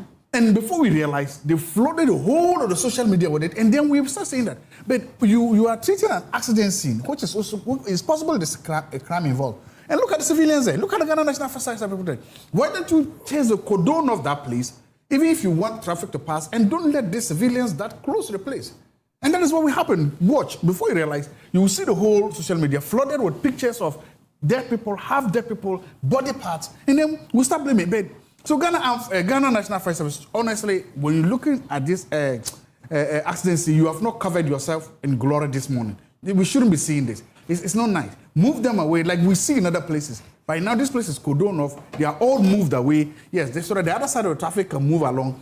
If these people have stories that probably you wanted to investigate, talk to them to see as part of your investigations, you pull them aside and you do that. You don't let them sit here, collaborate their stories, pollute the evidence, and then how do you move on this? So please, don't. This is not nice. Ghana National Fire Service. It's not very professional. It's completely amateurish. Okay. We should move away from this. Well, Hamza, before I go to Kofi, so I also noticed that Sprinter buses are quite notorious for accidents. I'm not too sure if I don't have data to support this, but quite uninformally, I can tell that every time there's an accident, you're likely to hear about a Sprinter bus. What is it? What is so special about it? Or it's just me thinking about the top. What was going on? Good morning to you, and good morning to my colleagues in the studio and our cherished viewers out there. First of all, I think that this is an experience that none of us seated in this studio would wish for. Even our most, if I say, vociferous critics or enemies, as far as this politics is concerned. But you see, this has happened. Accidents do happen. But in our part of the world, I think that 90% of accidents we record has more to do with human errors, in ways that are careless and reckless, in all honesty. And so this goes beyond the two drivers. It has everything to do with even the way our institutions work. Most often than not, it's not just that the drivers take in substances to be able to stay awake overnight. It also has to do with our institutional support, intended to ensure that we prevent many of these things. For example, roadworthy of the vehicles. How are they done? You are talking about splinter buses. If we have sat in this studio and we have made the observations that indeed many of these accidents, there are those engaged, those mandated under law to ensure that they look into their roadworthiness, have they also, by some form of research, come to that realization that most often than not, it has to do with many of these buses? And is there any proposal, either on the table of any institution or government, intending to regulate, especially when it comes to roadworthy issuance of certificates in relation to the splinter buses? How is it done? Again, how do we even monitor the drivers that we issue licenses to? Is there a system we have in place to reduce human interference, especially when it comes to reckless driving on our road? Elsewhere, the way you drive, you will either be chased and stopped by the police, or a camera will pick you up. Before you get home, maybe you have crossed a red line when you are not supposed to cross. You have gone beyond the legal speed limit on a particular road. Yes. Less than 24 hours, you'll be surcharged. Yeah. What happens in our part of the world? How are we committed to ensuring that we get our institutions to work? How do we monitor even transport owners? You see, Solo has given his own personal experiences because he's in that industry. I'm sure that even if he had filed a petition against his drivers, nobody would act, and he would even walk out as being the bad person. Yeah. So let us get our systems to work. And so, Emefa, I agree with you that it has to do with many times it has to do with these buses. But for me, even the nature of our roads, how we construct roads in this country, we must not lose sight of that fact too. And pedestrians on the roads, crisscrossing anyhow. Sometimes many of these accidents do happen because the drivers are trying to avoid running into a pedestrian. Someone trading by the roadside, a young person running with water trying to catch another user of the road. All these things are such that no matter how careful you are, if you are not careful, from time to time, you'll be crashing into people. So there's the need for us to keep the route safe. We have to look at our institutional mechanisms from the issuance of licenses to the purchase or issuance of certificates of roadworthy certificates, then subsequently even to the nature of how we police these routes in terms of pedestrians. These are all key issues we have to look at. But until that is done, I dare say that from time to time we'll continue this unfortunate ritual of discussing accidents on our roads. Yeah. Kofi, how are you, by the way? You fine? Oh, yeah, I'm okay. Okay. Yesterday, I brought your statement in the news. Oh, you read it? Yes, I did. Ah, okay. Yeah. Anyway, let me hear from you on the accidents. Yeah, a very good morning to you and to my colleagues as well. I think Kojo Brace summed it up very well. It could have been any of us. Mm-hmm. And you know, when these things happen, the first thing that I ask myself is, how did God choose who to be involved? Mm. You know, is it even God's choice? Why am I here and why are they not here? When they woke up this morning, let's say 4 a.m., because this happened this early morning. Yes. So just about 2 hours ago, they were just okay, just as us. And then now they are no more with us. Their livelihoods, their state of life has changed from a walking human being to the morgue. You know, it brings to bear how transient life is and how fleeting really life is all about. Because when it is our time to go, it will be that swift and that quickly. It will be the same instance where we were alive 5 minutes ago, 10 minutes ago, and we are no more. You know, so these are the things that I reflect on when accidents happen or when any form of death occurs. Mm. So there's very little that I can say except to wish the bereaved, even if they know they are bereaved, because I'm sure their families are probably not aware. Yeah. I made about 5 calls to my friends and families who live in that area. Exactly. Yeah. So, you know, it will take about 24 to 48 hours for majority of the family members to know what has happened. And some of them may very well be breadwinners. You know, some of them may be siblings. Some of them may have life full ahead of them. They have their unfulfilled dreams, aspirations, just literally has come to an end. So these things really become a lesson for me on a daily basis on how I live my life and how I approach life in general. You know, it tells me to be extremely cautious in my daily decisions and daily routines. But it's inevitable at some point in life, we will all go on that journey. So I would say, you know, may their souls rest in peace. May God comfort the bereaved and the families and grant them, you know, the strength to welcome such difficult news. Thank you so much, all gentlemen, for your initial comments on this. We definitely will be following this matter and reporting to you as the Ghana National Fire Service is still on ground. The NADMO as well as there. Accra Mayor as well has arrived at the scene, and as well, I think, I just want to... So we've got Ghana Police as well.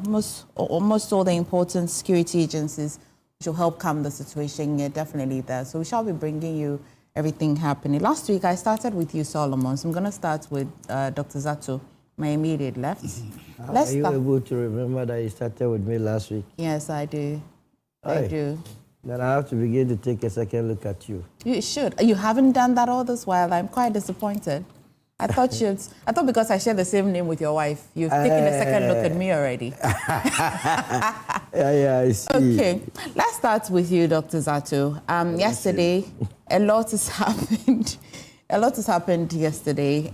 Eventually, we reported that Sedina Tamakloe has walked or is walking out, acquitted and finally discharged because of happenings. What are your initial comments on this? Does this make you happy? Is it justice delivered? Well, the court says justice has been delivered, and justice will be the courts. So if they have ruled that justice has been delivered, you have nothing to say than to agree that justice has been delivered. So that is the part. But I want that before we get to where justice has delivered, there are certain things that we need to take to understand instead of just gloss over that. At the end of the day, about 19 million cedis, or is it $19 million of the public money, taxpayers' money, is gone. 19. Was it 19 million, the total amount, the Maslow? They were talking about 96 or so million Ghana. Let me check 96 again. million. Okay, so I'm just talking about the total amount involved. That amount of money is gone. And we can confidently say that that amount of money is sitting and making interest and investment on people's accounts. That money is not being used to build roads. That money is not being used to build schools. That money is not being used to build hospitals. That money is not being used to improve the road system as we just saw. So no matter what we say about it, I hope that people out there just begin to internalize and begin to understand that. Because you see, if we don't do that and we get trapped in the legal gymnastics, the legal quandary, we forget the fact that, again, this is real, that really money, people have lost money. The government, taxpayers have lost so much money. That is the number one thing I want to say. And that you begin to comprehend and begin to understand that. Number two, then when this issue came again, we said that read the judgment. Read the judgment. Read the judgment became a clarion call for even some acolytes of what? Oral. How much did you say so that I can? How much were you searching? They said it's 96. They said it's about 96 million, but I don't. That was the exact figure. I don't. Accusation. I thought it was 19 or 20. Okay. But I'll cross-check again. We currently have $6 million actually, with specific initial counts, including about 500,000 cash refund. All I'm saying, that money, that is a lot of money. That can do a lot of good. It's gone. Dissipated. Boom. Sitting in somebody's investment. It's not gone anywhere. Stop that. The money, do you know where it is? No, there is no, it's not that. It never existed. It's not so true. There was no, okay. It's not true. Okay, good. Then assuming it's not true, thank you, I like that. Then I ask the question, we're told, read the judgment. Read the judgment. Read the judgment. We've read the judgment. One, did the Attorney General read the judgment? If the judgment is so legally hopeless, if there's absolutely no merit to the judgment, yes, why is the Attorney General wasting our time in the Supreme Court? If you tell us that there's absolutely nothing in it, that the judgment is so that it speaks for itself, that is so clear as day. If that is the argument you are making, they read the judgment, people. If they have come to the conclusion that there's absolutely nothing there that needs either interpretation or that needs to be looked at, if that is your conclusion, and if you strongly believe in that, why are you wasting our time at the Supreme Court? Who are you asking this question? I'm asking the state. I'm asking the state because the state is the one prosecuting. The state was the one that jailed her. The state was the one that... And are you talking about the judgment from the Court of Appeal or yes, because we have been told that the initial judgment, the ruling by the court, the High Court, is so bogus. No, completely unmeritorious. That's not what the judgment says. That's not what the judgment says that prosecution failed to prove beyond reasonable doubt. Exactly. So, that does not mean it's okay, bogus. so that's my interpretation. I'm interpreting. Yeah. I'm looking to. But you are attempting to interpret legal. Yes. So basically, we are told that the state did not prove. But it's not wrong. It's bogus. Is it? No. Let me agree with what you're saying. That the state has not proved that the woman did anything wrong. That the whole idea that about $6 million is missing doesn't exist. I want you to understand. If you believe that, then why is the same state in the Supreme Court challenging what? Is it just me? Because when a court says that you have failed to prove beyond reasonable doubt, they are not telling you that the doesn't exist. They're saying that you are alleging that something has existed. If they prove it. There you go. So that, again, so you see, I started with two things. The first thing is that either we believe that the money was actually missing, the money that should have helped build roads, hospitals, clinics, pay teachers better, pay lecturers, poor lecturers better, help farmers. The money, the taxpayers' money, either we believe that money, nothing happened to that money, or we believe that money existed, but that the money is not sitting in private pockets. Those are two things. If we believe the money actually got missing, then we are saying that through some excellent and wonderful legal gymnastics, the woman is gone free. And there are people cheering. There are unemployed people, they're clapping. There are people who don't have good schools clapping. There are people who are so good, they say, read the judgment, read the judgment. They read the judgment, people know. You see, understand this. There is $6 million gone. You don't have a job. You can't buy fertilizer. The roads are no good. And you are saying, read the judgment. Okay, I will read the judgment. That's the first part of my argument. The second part, the second leg is this. If we then read the judgment, and we are now told that there's nothing that the state has done, the lawyer cannot prove anything, and that cannot prove anything too, then why are we still wasting the people's time in the Supreme Court? But is it the Attorney General that told you that read the judgment and that the judgment says that is bogus? He's not the one that said that. Because he's the one headed to... No, but he's the one headed to Supreme Court. It was the Attorney General. He believes... It was the AG's department. He believes that the judgment from the High Court can stand. Has merit. Has merit. Oh, okay. It's the only... Because when you're going to a higher... When you're going to a higher... When you're going to a higher court, it means that you don't agree with the... You see, I'm saying this because, you see, sometimes this is the word we do. Everybody says, oh, dummy did the AG and the dummy. The convention is that this is such a lousy job that the case is complete, is absolutely... you cannot resuscitate the case. Let me put it that way. That's the argument we have been told. We have been told that the AG... Who is saying this? Public opinion, public commentary. We also read and read. We also read. We also learn. No, but it matters because you're referencing the person going to court. The Attorney General says that, I think the High Court's judgment has merit. That's why I'm going to the Supreme Court. Yes, so but you're countering it with the public opinion. I'm not countering it. Me, look, I believe that. This money was lost to the state. And I honestly believe that the people shouting, reading the judgment, I've forgotten, I've closed their eyes to the idea that money was lost. So it doesn't matter if the case was not handled very well. That we should rather be mad at the fact that money was lost and that we should do everything to get the money. My theory is that if you keep pushing, read the judgment into my face.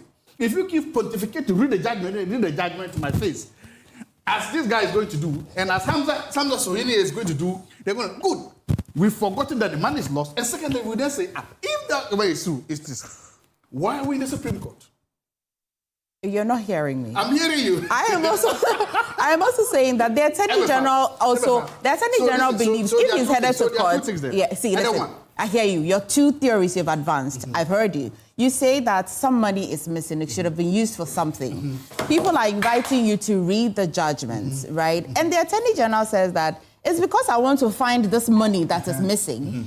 If we free the person, I'm not going to find it. So I'm going to the Supreme Court. So the money you're looking for the hospital, the Attorney General is pursuing it. So are you not happy? So I agree that. So I won't agree with the Attorney General that I disagree with the read the judgment for. I disagree with the read the judgment cabal. Okay. I rather agree with the Attorney General that yes, our money is lost, our money is missing, and that we have to go trying to get the money. So stop throwing read the judgment to my face. Join me to retrieve the loot. I believe that $6 million loot is gone missing. Okay. So no matter how much you say, read the judgment, no matter how much you say, have you read the judgment, our $6 million loot is finished. And today, I am a temporal apostle of what? Oral. Okay. Let's retrieve the loot, retrieve the loot, retrieve the loot.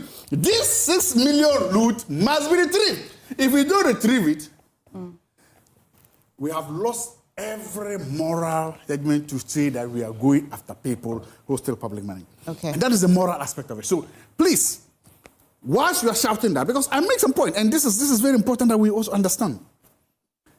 We have smart lawyers out there whose duty it is to do their work, and I respect them. Her lawyers have done nothing wrong. They've gone to court. They had one job and one job only: defend their client and get her out. They've done that. She's at home now. chilling. Maybe Sunday she'll go to court and do Thanksgiving. She'll go to church. She won't go Sorry, to court church and do Thanksgiving. Hallelujah, amen. They've done their job. The state had a case, or they said they had a case. Whether somebody dropped the ball or didn't drop the ball, the Attorney General says that he's not wasting my time. Okay, that so is I'm fine. pretty we would have just thrown a red carpet that we have just stopped the corruption fight and the oral fight in the heart. Okay. All right. I needed us to land this way because, I'm certainly you've read both the judgments, the High Court, the Court of Appeal one, and all of that. Do you genuinely think that the attorney that I made this point on another platform? I don't see how the Attorney General will succeed in any appeal before any court of this country. And I am very, very, very certain. Unless, of course, the law lords would desire to turn the law on its head. And you see, Emefa, I'm going to repeat it again today, that it is not just enough to read. It is also important to understand what you are reading. Because you see, when we sit on platforms of this nature and make commentary, there are three kinds of people who listen to us. Those who are smarter than us, those who are of the same IQ level like us, and those who are also better than. We must be sensitive to all these class of people. When you sit on platform and make assertions to the effect that 90 million of our money is stolen, is lost, without reading to understand the charge, then you are engaged either in deliberate distortion or you are simply failing to understand, to be able to impart those who are out there and hoping to learn. And I'll demonstrate why. Okay. If you look at the charges, apart from the accusation of embezzlement of about 3 million Ghana cedis, the about 61 million Ghana cedis was said to be monies that could have come to Ghana that we lost. Willful causation of financial loss. Not money Maslock had. Money that could have been prevented. And if you read the Chachichuka trials in relation to the Avemi Rice project, these were the same computations the judge made that was eventually overturned on appeal. When he said that the monies that was invested, he sat at the comfort of his chair, did mathematics and said, this is the profit Ghana could have made. So because we lost that profit, and everybody knows what profits are, then Ghana has lost money in terms of anticipated profits. So if you read the Tamakloe charges. So 3 million was for embezzlement. That's the accusation. And then about 61 million. About 61 was as a result of what do you call it? That was there any embezzlement? No, but I will get that. I will respond to those issues. We Please, can work with the charges. Please, that's the charge. You see, so 60 financial obligations totaling 61.7 million that he had committed with commitments. Yeah. And mind you, that's 61 million. Not even a penny was paid. At the time Sedina Tamakloe was living, it was Ken Ofori-Atta and the MPP government that claimed to have renegotiated the contracts proceeded to honor those contracts. But the 3 million is not small money. No, I don't get that. But that's why I'm saying that it is based on facts. Nobody is saying 3 million is small money. Okay. Don't get it wrong. He proceeded that we have lost in excess of 90 million and is going free. That's the point I'm responding to. And it's important that we present the facts to the people. So when you were speaking, when you were speaking, I was quiet. Don't do this. He wasn't even sure. Oh, please. So he was even seeking clarification. So I think that's fine. Please. So we have the clarity now. I'm providing. We have the clarity now. So if you are not sure on something, don't proceed on the basis of your faulty appreciation of a fact to make accusations that are not sound. So now we have the fact. We have the figures. Emefa, and this is important. Now to the 3 million. It was the accusation or claim of Godfrey Addo on behalf of the state that Sedinam had embezzled 3 million Ghana cedis, or 3.7, 17 or so. No, it was 1.7 plus 579. Yeah, so in all, it was about 3. So, but see, these were the claims before the court. The accused persons insisted from day one that there was no such embezzlement. The 3 million? Yes. No such embezzlement. The onus was on the AG to prove beyond reasonable doubt that there was such an embezzlement.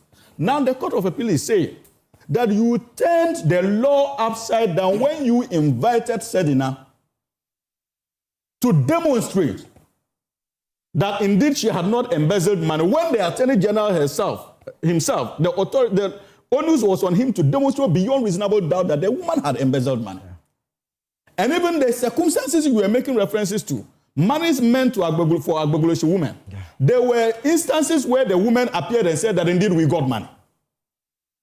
That was meant to be given to us. That's a countermand to people. Countermand to people. Thank you for the correction, my brother. Why did you guys go into no, but the judgment is there. You see, the judgment is there. Oh. And Emefa, this is critical. I'm also going to defend it. Are they not the same people? Today, the person who says that he's a temporal advocate of oral, this is even disappointing to say the least. Because regardless of your political persuasion, every true Ghanaian must be interested in what's the name, recouping loot that people have taken without authority, whether you belong to the NDC or NPP. Every person by nature who loves this country must necessarily be an adherent of oral. And that point needs to be made. It cannot be on temporal basis. Oh, but if there's nothing to be recovered, why would he still be an advocate? Wait. Listen, I want you to tell me, are you talking to me? Are you talking to me? No, it's okay. I'm not asking you. I know. If I need clarity, I'll ask. You see, and the point must be made. The same people.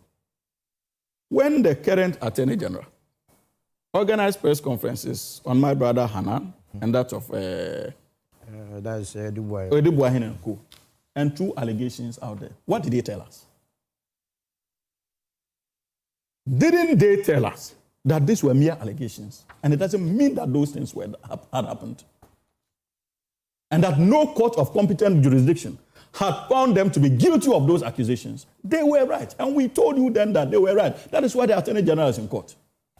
But the fact that an Attorney General has drafted charges claiming losses does not mean that the court would actually uphold that losses occurred. So you don't proceed on the basis of a charge sheet that is rooted in allegations of the Attorney General to proceed that we have lost 90 million of the taxpayers' money. 90 million. So in relation to Hanan and the likes of Edubuahin and Co., we have lost the sums that we are talking about. Can we all agree in principle that we lost it? What kind of reasoning is this in this country? That we cannot be nationalistic for once because of our partisanship. And so that point needs to be made. Secondly, let us not pretend. I'm a member of the National Democratic Congress and a proud member at that. And I have said this on different platforms. When I also heard the news, I was scandalized. I was scared for the integrity of the government. But like I always insist, reading is an antidote you cannot take for granted. In order to confirm my anxiety or reject same, I went back to the judgment. And when I read the judgment, I was no more concerned about the electoral chances of the NDC in an election. I was more concerned about justice for a citizen of this country. And even if the state will do justice by Sedina and NDC loses the general election, I would be glad. Okay. Because I'm a practitioner of the law.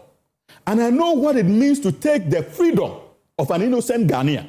Whether the person is NDC or NPP, no political party must sacrifice the freedom of an individual simply because it wants to retain political power. Okay. And I was emphatic, Emefa, that I disagreed with the reasoning of the Attorney General, especially when he was before the Government Accountability Forum. He's a senior colleague and a man I admire with all humility. He's one of the sharpest you can find in the industry. But I disagreed with him when he said that they were going to challenge the outcome, especially before the Government Accountability Commission, because at that time I was convinced that he had not read the judgment. Because it was breaking news at the time he was addressing. So I was wondering why he was so convinced. The general had not read the judgment. But he was before the accountability when the question was asked, when the judgment came out. But then why did he take a position? He told you that he took the position because of what the prosecutors gave him before even the Court of Appeal judgment. That's dangerous. Are you getting it? But you see the withdrawal you saw yesterday, I'm pretty much convinced that that was influenced after the AG himself took time to read the judgment. But the withdrawal was for the stay of execution, right? So let us wait and see what will happen in the Supreme Court matter, the substantive matter. Okay, let's have a few questions. And you see, Emefa, let me conclude. Please on land on this, and I have a few questions. Oh yeah, because you gave me 11 minutes and you gave me. You've spoken for 15 more than. minutes. I was 5 minutes. You've spoken for more than. I don't want us to fight over time. Everybody has a time. I don't want us to fight over time. I have questions. Emefa, you see, for Sedina, I think that we have been grossly unfair as far as her case is concerned. To her. In all honesty. Yeah. Because you see, she came down. She subjected herself through the processes. She came down? Oh. She decided to come down. She was brought back. She was not brought back forcefully. Go and check the records. Nobody brought her in forcefully. No. She was not. She indicated her willingness to return to the country. Does that amount to extradition? No. No? No. In a way, because she said that she was coming, because the extradition request was out there. So what did the She was fighting the extradition request in the United States of America. And indicated her willingness not to fight it again, and that she was willing to return to the country. So what did the marshals do? Which marshals? The marshals in the U.S., the reportage and all of they that. They communicated, but you didn't listen to the Attorney General. They communicated her decision not to fight. Master, when it is your turn, you can speak. Please, listen. So when the U.S. government state. Okay, sorry. What is this? I'm sorry. Okay, I will give you adequate time to respond. Yeah, no. And that's why I also need clarity. So she indicated she wanted. But when was the extradition for her issued? That was in 2024. And she's been in court contesting it like Ken Oforiatta-Izuni in the U.S. I see. The case was not decided when she indicated her willingness to return. But you would agree that this is news to us. We didn't know that she was in court contesting the extradition request. She was news to us. We didn't know this. Yeah. She was. Okay. So Hamza, What is the big deal about this? Hamza, so can I conclude that you find the work that the former Attorney General did as shoddy? That's very, one. to say okay. that. Yeah. So, very shoddy. And especially coming from an Attorney General who has credibility and integrity issues. An Attorney General who is known for influencing accused persons and witnesses to deceive the court of the Republic of Ghana. These are facts. Just the matter. So anything coming from such an Attorney General, we ought to be careful. Come along with me. So, and you also believe that the current Attorney General may not succeed in court on this particular matter, right? Yes. Okay. Yes. So what are the options? So if you look at the facts that the former Attorney General gathered and presented, can the current Attorney General at least find some merit in it to proceed to court, and what are his options available? I didn't get the question. Do you think that the Sedina Tamakloe matter, if the current Attorney General wants to still proceed, what does the law provide him? What are his options available? Or once he's been discharged and acquitted, that is why there's an appeal before the Supreme Court against the Court of Appeal. No, but we're saying that this one is likely not to succeed. Yes. You just want to look at it on. Let's just say that. What would then be? Would that be the end of the matter? Of course. If the Attorney General appears before the Supreme Court and is unable to substantiate any claim to the effect that the judgment should be overturned, she's free. That's the end of the matter. Which means that the 3 million that the former Attorney General believes was embezzled, it cannot be revisited. It depends. Which means that the money but that may not in relation to Sedina. If the Attorney General is able to prove that indeed there was, because the first thing is to establish that there was such a loss. I'm asking these questions because of double jeopardy. Like, for example, that's what I'm telling you, that it depends. Because you see, if the Attorney General is able to prove that indeed that amount of money was lost, maybe the Attorney General will also be able to prove that, yes, though it was lost, it was not lost by Sedina. It was lost by another person. They can go after that person. But as far as Sedina is concerned... Is there a possibility as well that the Attorney General could also look into it and say that then it was... he or she... And try her for the same... That's legally not sound, right? I don't see You don't see that. That would be double jeopardy. Yeah, that's what I'm asking. Because many people are asking, if you look at our question, is that the end of it? Should the Attorney General not succeed at the appeal, then is that the end of it? That would be the end of it. Because anything else will be double jeopardy. That's the question. That's the answer we're seeking to answer this morning. All right, Kofi, you proceed then. So, first of all, I agree with Hamza that we must be very careful in crucifying people when the law has not been settled. But in Sedinam's case, there was a ruling. The law ruled on Sedinam that she committed some crimes and was sentenced to jail for 10 years. Now, there is no such ruling again in the course. No. I'm saying that I'm just giving the sequence. Let's allow him. He's just started his submission. You are so intolerant when I come into your commentary. I haven't spoken for a minute. So I'm just giving the sequence of it. And it is that Sedinam, at a point, was convicted and sentenced to 10 years in jail. And it is the fact that at that time, she was not in Ghana.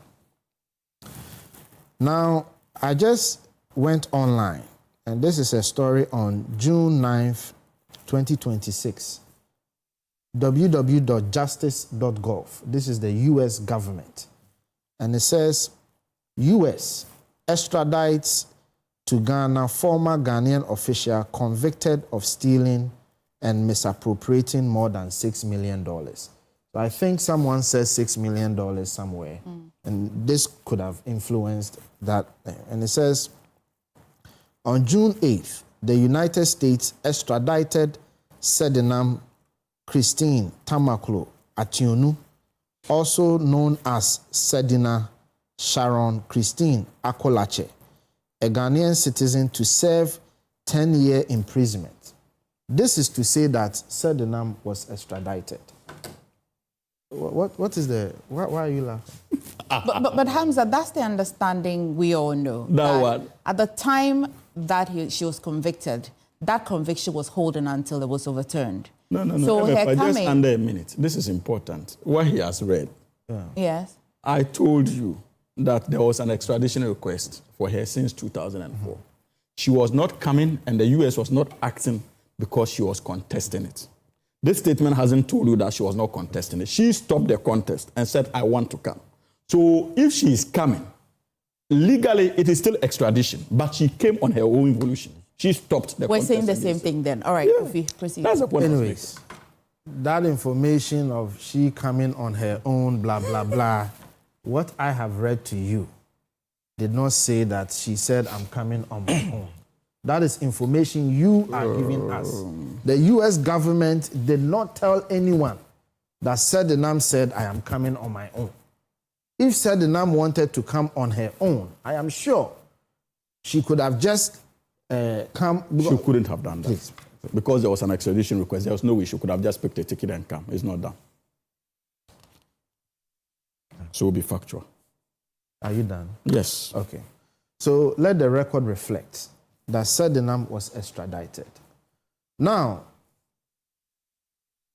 a lot of things are running through my mind. The first being proof beyond reasonable doubt. It brings to point the argument of who is this law or who is this tenant of law applicable to? Because some people have been jailed on circumstantial evidence. I think at this point it is not fair for what me has happened? to. I mean, why you want to stop? You are still on screen. No, but this behavior. I mean, what? No, but it's interrupting my flow. So go ahead and If your flow is problematic, no, there's nothing. A little smile will unsettle you. Just a harmless smile. So you shouldn't do any gestures. So I shouldn't smile. There's nothing problematic. If you excite me, I shouldn't smile. The point I am making to you is that. Is that what you're telling me?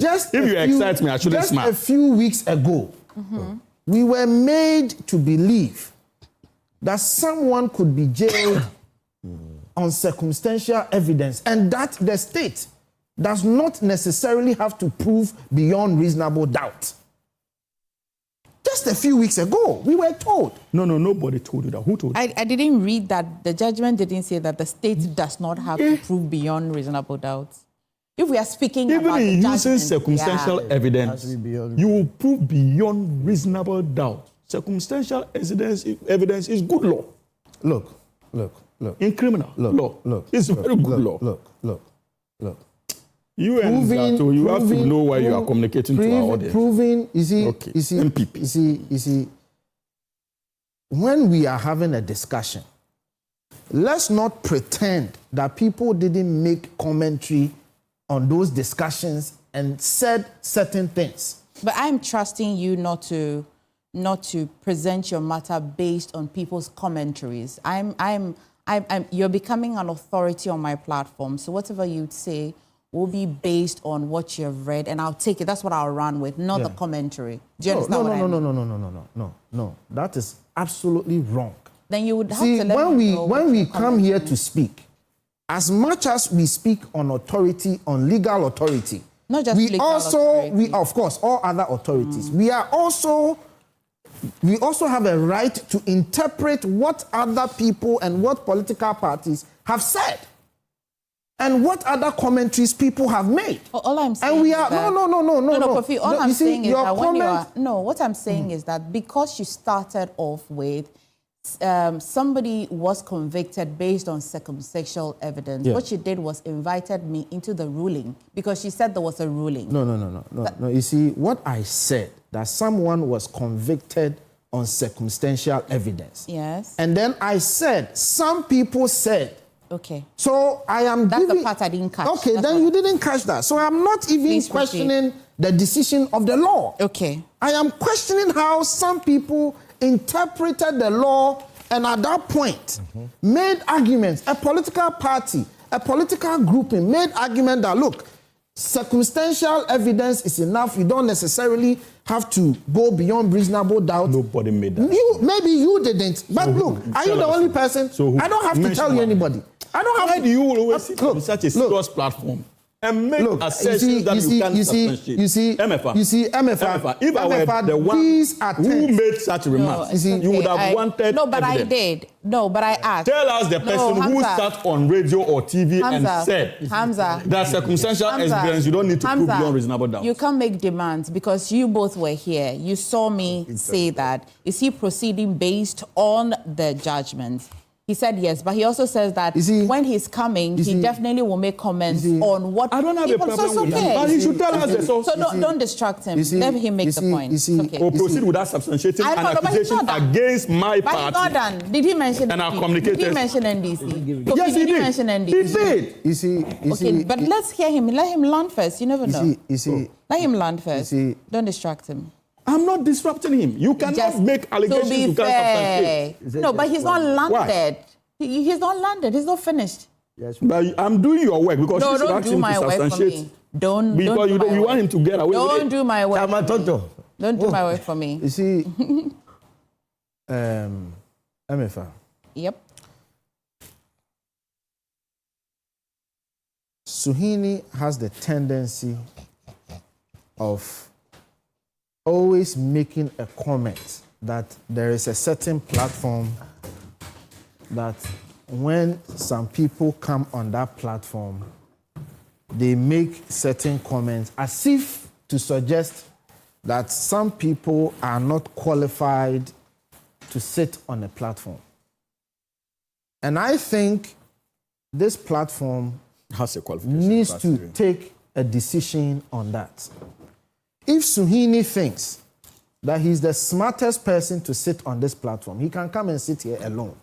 I don't have a problem with that. Yes. If to be Suhini spared thinks, of the MPP's misinformation, I'll sit here alone. If Suhini thinks that he's the most intelligent human being to sit on this platform, thanks to that, he must be allowed to sit here alone. No, Kofi, when you do that as well, you're now inviting production and editorial decisions. But of course, because this is not the first time he has done that. No, Kofi, but no, of course. I have been engaging you. Yeah. You're making a submission, and I owe it to my viewers for clarity. I have not questioned you. I've come back. I have not questioned you. So, Emefa, don't make it about you. No, ignore him. No, I can't ignore him. Look, I can't ignore him. When somebody impugns certain things on my integrity, on my level of intelligence, on my knowledge, it is not allowed. I cannot accept it because he said it and so he's not the one addressing? What I'm addressing is that it is wrong.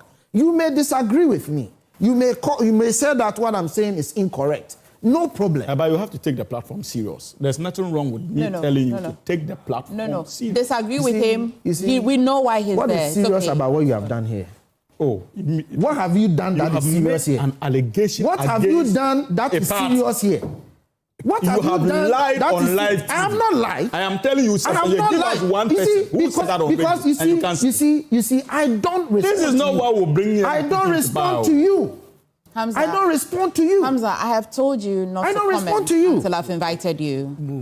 Hamza, let's make progress. Hamza, I have told you that allow him to make his submission. If there are questions, I will ask. If you need clarity, you seek legal and then I allow. I'm in the middle of two NPP people. So if you don't want to ask those hard questions. Which hard questions are these? He said that an NDC the man is not even done with his submission. How do you know whether he will say names or not? Okay, so say. How do you know? Then I interrupt him again. Then I apologize. Because what you have done now is you have distorted his thoughts. What if he has forgotten who said it? Oh, he's a communicator and this will distort his thought. No, but Hamza, you know that you're distorting him. Don't do that. You see, Kofi, I'll give you the time to start all over again. He's a communicator. Don't do that, Hamza. Please mute Hamza's microphone. Emefa, you see, I am not a lawyer. And when issues come up, what we do is to try to educate ourselves on the issue.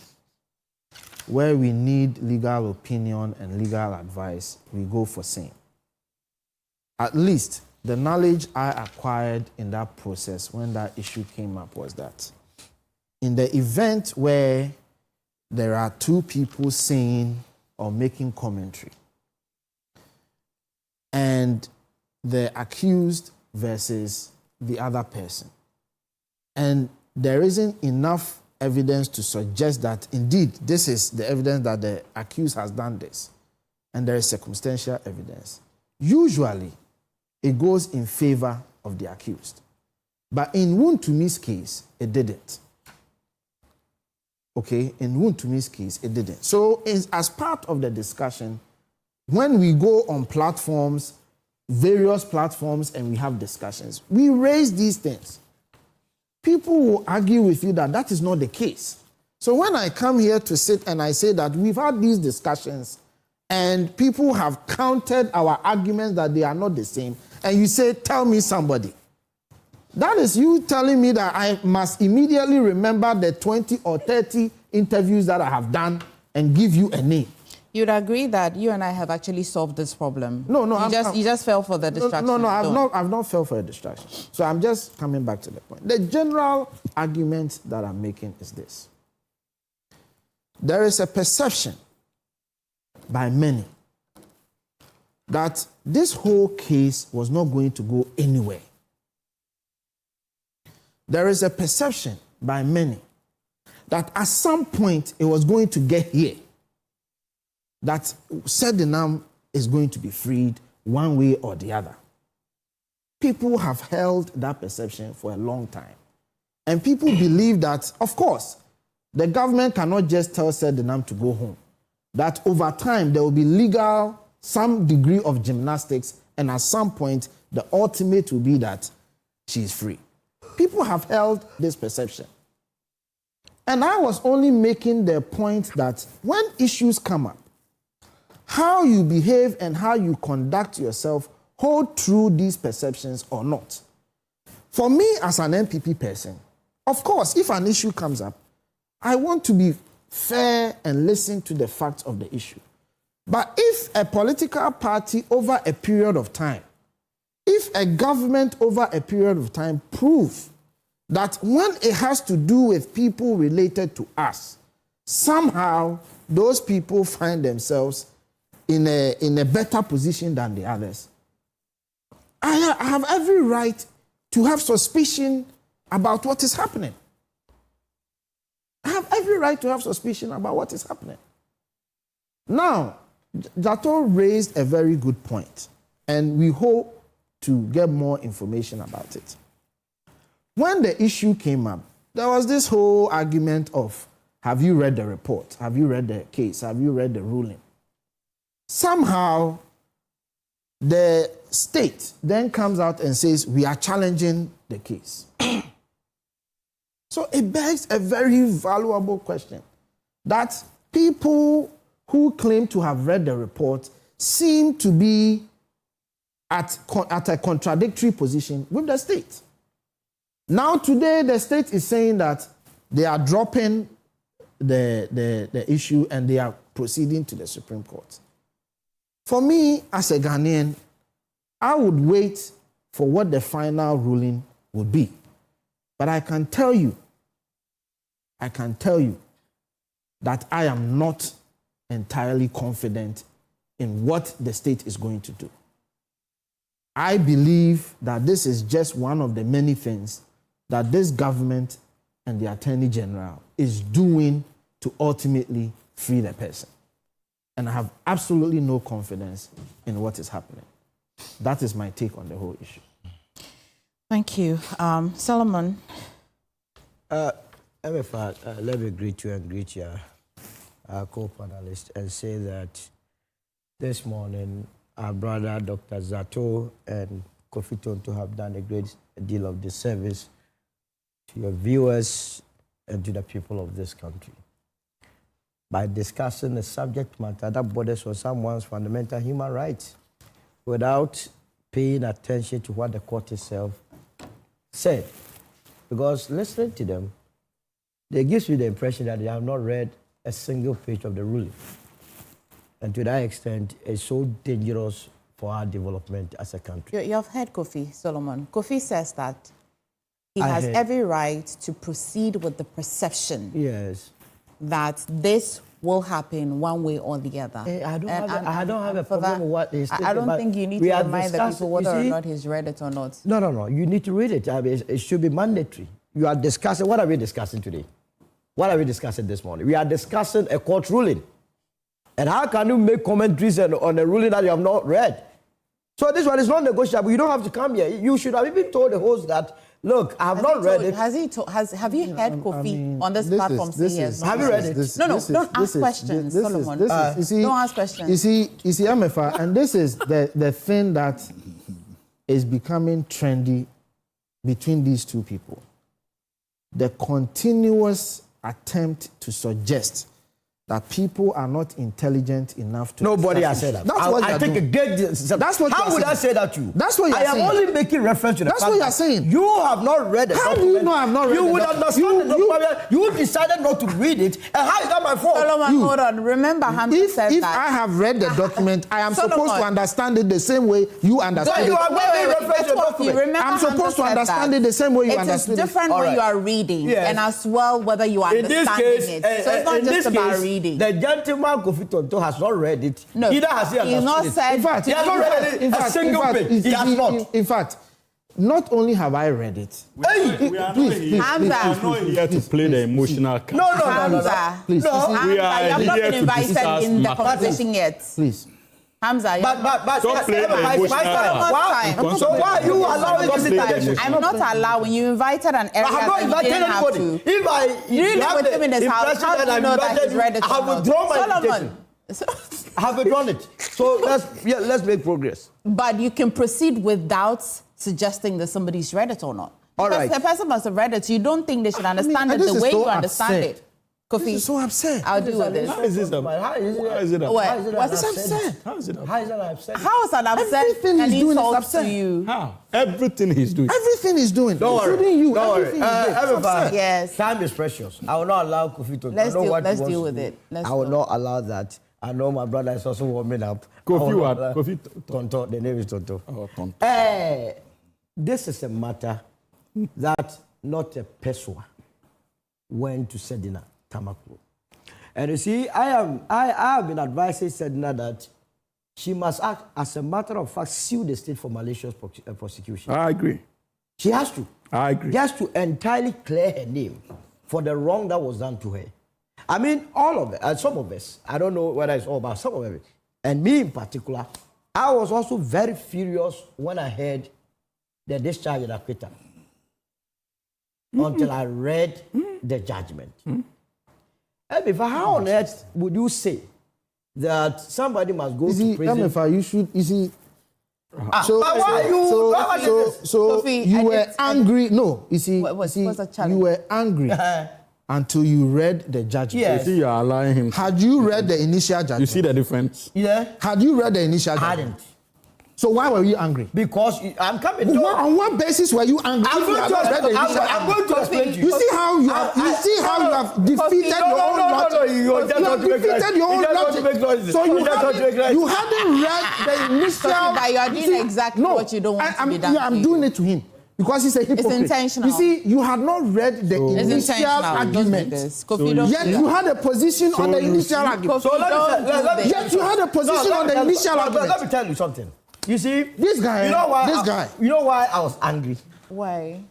I trusted Godfrey Dami that he would do everything. Jesus Christ. I'm coming. Godfrey Dami that you have insulted. That you have insulted and denigrated. You trusted him. You see why?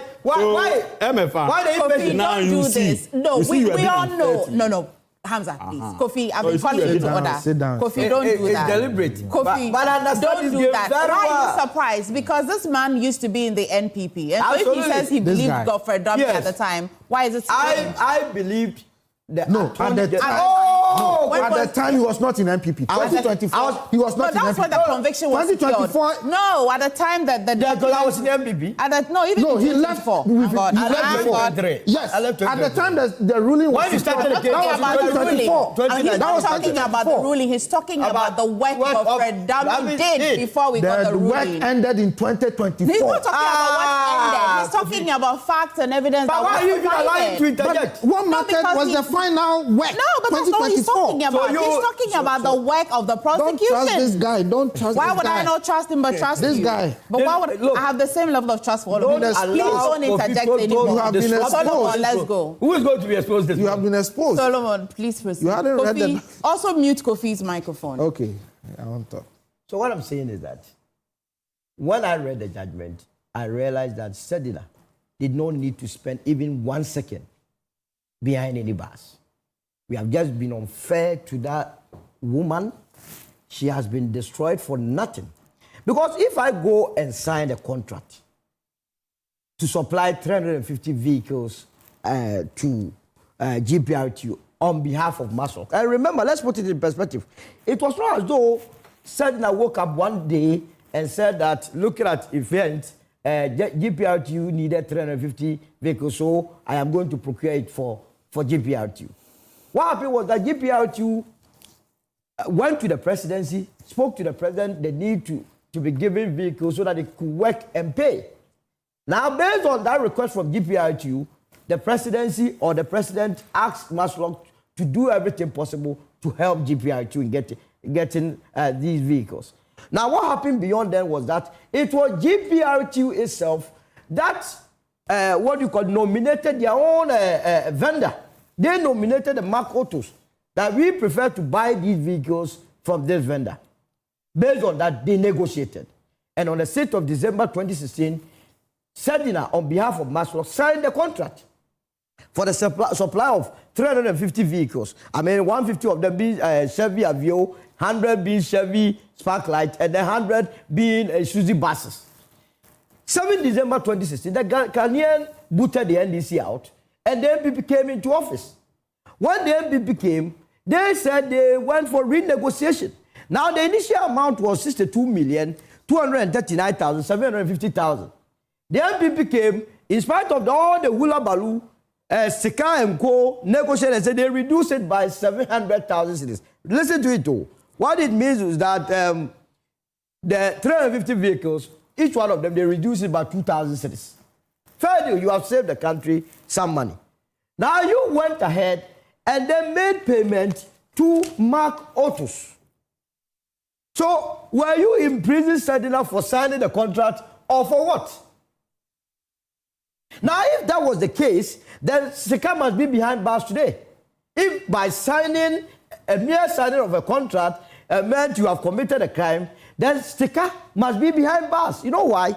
When Sika took over as Basrock boss, the first year, and of the first few months, he also signed a contract with a company called Dextro Impes Company Limited for the supply of 1,800 Fiat Panda. And this one took place in court. So in court, Sika was asked, are you saying that Sedina must go to jail because she signed the contract? And if that will be the yardstick, if tomorrow your party is not in government and another attorney general comes and say, yes, Sedina is in jail because of signing contract, and you also have signed a contract with Dextro Impes Company Limited for the supply of 1,800, would you be happy? You know that the charges were not that she just signed a contract. No, that was it. I am explaining to you. I am explaining to you. That is why the Court of Appeal judges came to a conclusion that what happened at the High Court was a travesty of justice. It was a bogus ruling that we must not entertain in this country. My worry as a Ghanaian is that how many Ghanaians have been put in jail because of some of these charges? If indeed these were the issues before the judge, on what basis did the judge came to that determination or conclusion that Sedina must be behind bars? Now, in this case, Sedina's case, what they did was that they say, Emefa, you are a thief. Emefa explained that you are not a thief, or defend yourself that you are not a thief. Is that how our laws work? Now, that deals with the 350 vehicles, which form the chunk of the amount that we were discussing, 61 million. We go to the Kantamantu issues, 579. In court, Sika himself admitted that per their own investigations, within and outside, Sedina never benefited from the 579,000 that she was being accused of, and that the monies actually went to the Kantamantu victims. What else? What more? When this is coming from the horse's own mouth. So that is also bad. You go to the sensitization and monitoring. That Sedina was accused of having taken 1.7 million. There again, if you look at the case, they were supposed to give 85,000 people TNT and refreshment, 20 cedi each. Now, the claim is that she never undertook any of this sensitization. Meanwhile, in court, you never brought any participant or any expected participant who came to say that there was no sensitization to even collaborate the state's position. That's number. Number two, none of the regional directors of Maslow were even brought to court to either defend the state position or deny it. So, based on what did you conclude that she did not undertake those exercises? And meanwhile, you didn't have any processes in place by Maslow that would determine that indeed nothing of that sort took place. So that one too, there was no clarity. In fact, nobody could say Sedina pocketed those money. So that one was also bad. Then they came to the issue of Obatampa, that she took 500,000 from Obatampa Microfinance, and that money was given to her at what's the name, Matrona Total filling station. Yes. Obuje, that I know, claims she went for 500,000 in a car, drove the money all the way from Ejura to Accra, and sent the money or gave the money to Sedina without taking a receipt. Obuje claims that when he got to a Total filling station, he left his car and sat in Sedina's car, requested for a pen and paper, and write the denominations that the 500,000 were in. That 50 cedi note, 200,000, 20 cedi note, 200,000, 10 cedi note, 100,000, making 500,000. But Obuje, that claims to be an HR expert, failed to use the same pen on the paper to write acknowledgement of receipt that so date, Madam Sedina Tamakloe, you took 500,000 from me and so for Sedina to sign. Nothing of that sort took place. At Iyoko, remember Sedina denied this allegation and said that she had never taken any money from Obuje. This is where circumstantial evidence come in. What did Sedina do after this issue? Sedina, that Obatampa was claiming that she had been given the 500,000 to retard the investment, wrote together with Maslow, wrote back to Obatampa demanding payment of interest on the loan or the investment that they have made. Who will do that? That I have been paid, your loan has been retarded, yet I'm still demanding you to pay interest. Does it sense you? So if you put one and one together, it means there was nothing of that sort. In fact, when Obatampa were asked, when Sedina, knowing very well that your claim is that Sedina have taken cash of 500,000, retiring the loan or investment, and she wrote to you that you must come and pay interest, what did you write? What did you say to Sedina? So we sent a WhatsApp message to say that, no, but we have already given you the money. Fair deal. Where is that WhatsApp message so that it will collaborate or establish your case? So, no, that WhatsApp message, I don't have it. Who would then believe that case? So that one was bagged. There was no point there. Then it goes to the end of service benefit. In court, the head of finance established that he was the one that prepared Sedina's end of service benefit, went through the entire process based on her, what do you call it, a letter of appointment. That Sedina had nothing to do with it. So if the head of finance comes to tell you that Sedina did not pay herself, but it was the head of finance that went through due process to pay her, and so she has not done anything, on what basis would any judge conclude that Sedina must go to prison? So what you're doing essentially is reiterating the position of the Court of Appeal. The Court of Appeal did the yeoman's job. But let me tell you something. You see, the Attorney General's position, I thought he did politics rather than substance. Because from where I sit, he was holding a press conference. He saw the uproar, the public backlash that was coming. Yes, because people were, I told you I was so furious. Yeah. So if you are a politician, you want to douse that uproar. So you would say something. But in reality, I do not see, just like Hamza was saying, I would be extremely surprised beyond my imagination to see any court of competent jurisdiction with judges conceived for 9 months come and overturn this appeal court decision. And so people must speak to the facts. People must speak to the facts. But what must happen with this case, you were asking whether the Attorney General can have another way to go and revisit this case. I believe that we must go into this matter, open a fresh investigation as to those that received the cars. Well, my investigation. Let me conclude that. But you let me finish that aspect before. That the prosecution, they surely depended on the. I want to make the last one. Why do you want to? No, why do you want to make the last? It's very important. We have other issues to deal with. Did you take part in the sharing of the car? Did you receive some? What car is this? So listen. Hang on. You want me to hang on? Yes. I will. No. You can stand on. Why do you want me to stop here? You can squat on. You can hang on. But whichever way, I'm interested. But I'm telling you that you have breaking news. I'll be happy to carry it at 12 o'clock or even now. Yes. But I'm saying that you've made some assertions. Yes. And I'm saying that it would be very surprising that the prosecution just went to court without anything. Surely, didn't they rely on the Yoko forensic report? The forensic report. That's why they didn't need to call anybody to come and bear any witness. The forensic report doesn't speak for itself. It's not enough. It's not enough. So you can't say that they just went to court and depended on the accused. Even with the forensic report, there was nothing in there. How? The state expended money for no reason. At that time, Stika was pursuing an amount of about 1 million. We paid 2 million for that. That same Ioko forensic report that took Akufo-Addo to court and brought them out. You understand? So there was nothing in there. What I'm saying is that if there is any investigation that as a country we must do, remember that 350 vehicles were meant for. So for you, I don't say speech delivery. No, we are making a point.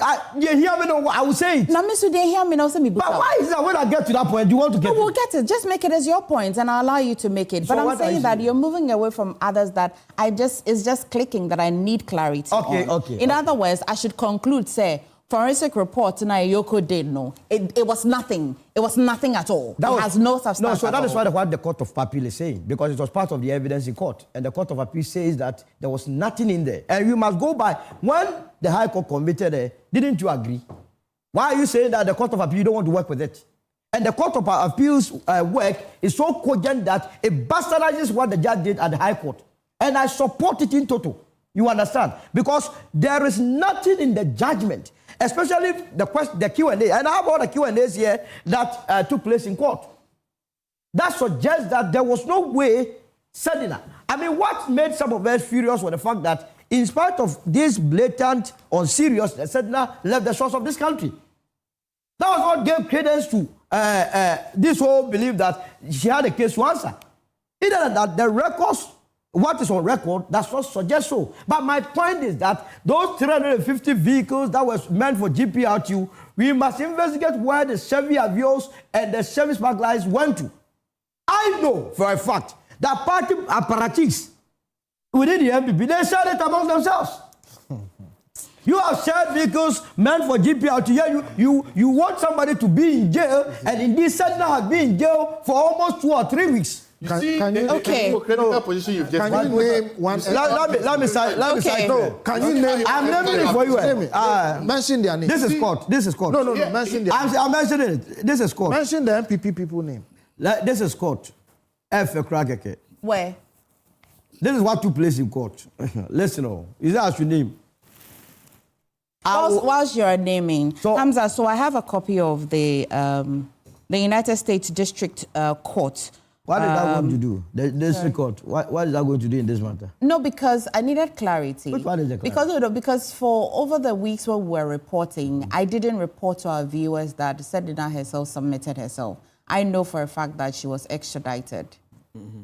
And that's why I'm coming back to Hamza, that the court document here suggests to me that she was clearly extradited. I don't see where the point where you said she submitted herself. United States, are you using the United States Department document or court document? No, United State Department. Listen, United States District Court, District of Nevada, and this is the order. And then it goes all. Where from what? I need a document. I'll send it to you. But the clarity was that no. I'll send it to you. But the clarity, we want to get clarity that she was extradited, yes or no? But I explained to you that it is confusing. Please. Viewers say they are confused. That's how. As far back as 2024, there was an extradition request. If there is an extradition request against you, you are allowed to fight it. There were decisions that she appealed against that was directing her extradition even before the NDC government came. She appealed against those decisions. What was the decision? She was ordered that she should be extradited. Yes. She should be extradited. She said no, and she was even in prison. She was detained. Let me use the appropriate word. Yes. Then she appealed. Whilst the appeal and the processes were even ongoing, she said, "I will come home." And I'm telling you that because there's an extradition order, you cannot just get up and go and buy a ticket and come home. I'm not interested in fighting the matter again. I'm coming home. When the authorities want to bring you home, whether you like it or not, legally the term is extradition. But there is no evidence to that. There's no evidence. That she was coming home. No, it's important here. We are saying it's important. You sat here now. Can Ofori-Atta say that she's going to the United States for medical checkup? It's not me that said that. He said that. I agree. You poo-hooed that. Let's have one You meeting. poo-hooed that. Sedina said she's going for treatment. You believe it. I didn't believe. You did. How did that be true? I just concluded. Solomon, you are not even listening to me. I heard there's an extradition request. We're not by any means. You see how because there's an how can you say that? How can you say that? The woman I don't like it. Let's lower. When they were doing it, hang on. I never did anything to you. Let's lower the shout and increase the volume of the debate. Good. I'm saying that when we are not by any means saying that when there's an extradition request, that means that it is thrown in the air. The person who is being requested will contest definitely. Absolutely. Which she did, Hamza. She contested the extradition request. And I'm saying that when all was said and done, what happened? She was extradited. But that's what I explained. If the woman wanted to come back, then why was she contesting the... Are you the one she asked the question? Let's understand. I'm in the United States. You want to answer the question? I'm in the United States. Is the question directed at me or him? I can confirm that she contested extradition. So where is the evidence? If you are saying that the woman wanted to come, why do you contest? What did the lady say to the U.S. that she wants to come back? Or where is the evidence? So if you are in the United States and they want to extradite you, you can tell them, I will go and contest it.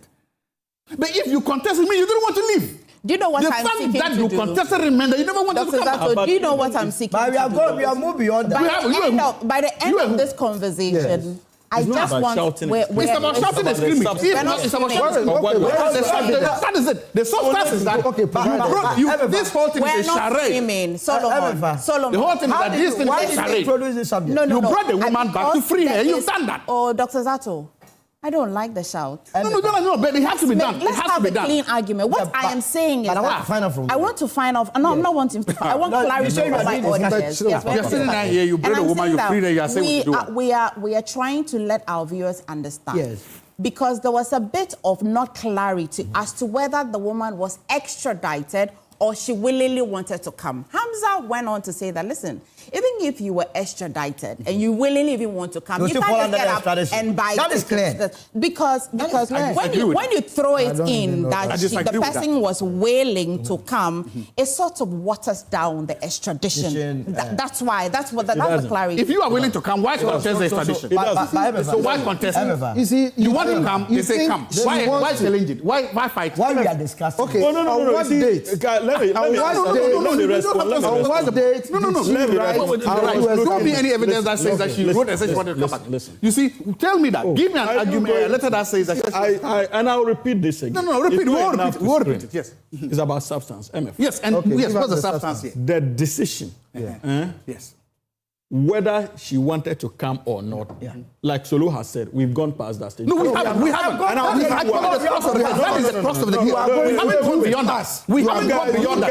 That is the matter of the game. You conveniently bring the woman back, and you bring her in some serious political.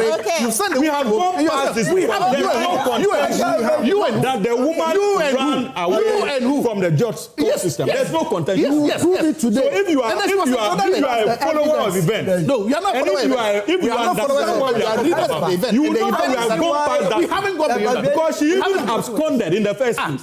That is not important. Unless, of course, you want to be screaming. That's why you think that we are. What is your problem? The woman did not come back on hill. She was extradited. You cannot say that she wanted to come back. She didn't want to come. If she wanted to come back, she wouldn't have contested this. So what's the point with that? The point is that she fled from. Where is Ken Ofori? You are seated here. You are demanding 3.7 million. When you are a victim of even media as low as $800. You have just opened the door for that. You sit here now. You are calling somebody of wasting money. Meanwhile, your case. And that is the funny thing about you. What kind of hypocrisy is that?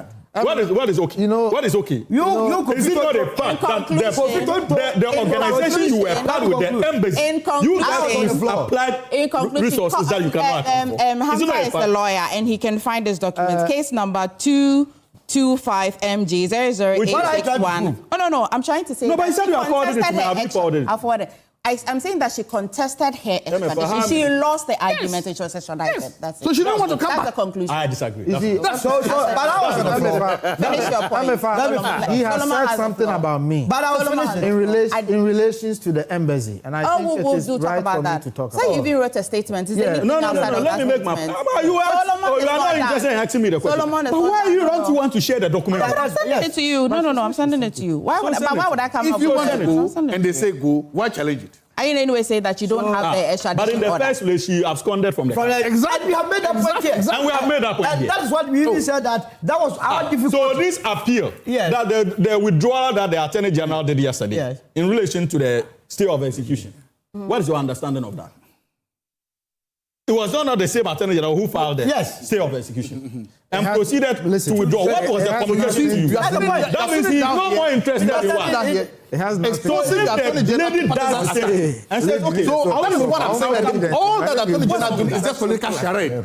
You are now in the Supreme Court, and then tomorrow to withdraw you have evidence. So who are you evidence where she says she wants to come back? Give us the letter where she come back. Clearly to understand. Also give us give us evidence. No, also give us evidence. But I'm asking for evidence. Why is evidence? You can pull it. Where's the evidence? pull it. Where the accession was made, Hamza pulled it. I provided my source. Pull it. What is the source? Pull it. For you to ask the deputy. Call Dr. Sensei. So you gentlemen want to now moderate yourselves. But you are not allowing me to finish. You have introduced another topic. It's not another topic. It's not another topic. Solomon, I'm simply a reporter and a journalist. Yes. And I'm saying that yes. Hamza's submission was not clear to me. And you wanted clarification. Clarity. And we are done.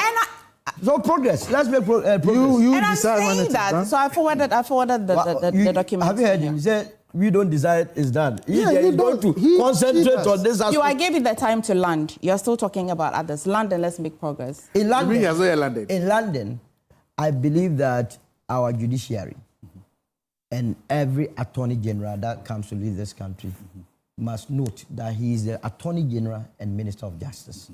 If someone is not wrong, if a Ghanaian citizen is facing prosecution and has not done anything wrong, the mere fact that the person belongs to the opposite side, you must not do everything possible to put the person behind bars. I dare say that in the case of Sedina, that was what happened.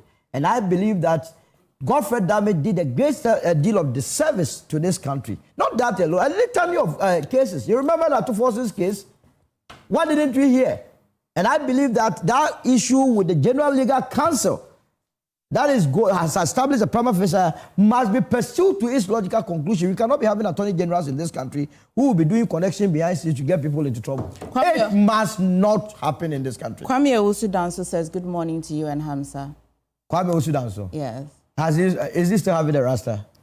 No, Kwame Owusu-Danso was your former... I know him very well. Now he has done some pesa.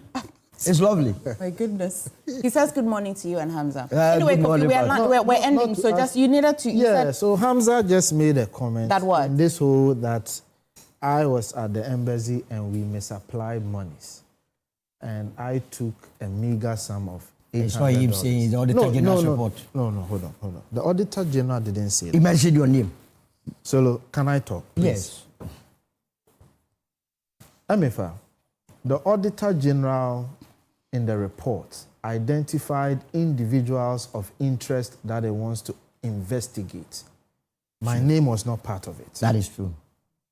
So those of interest that were investigated in the 220-page document, I was not one of them.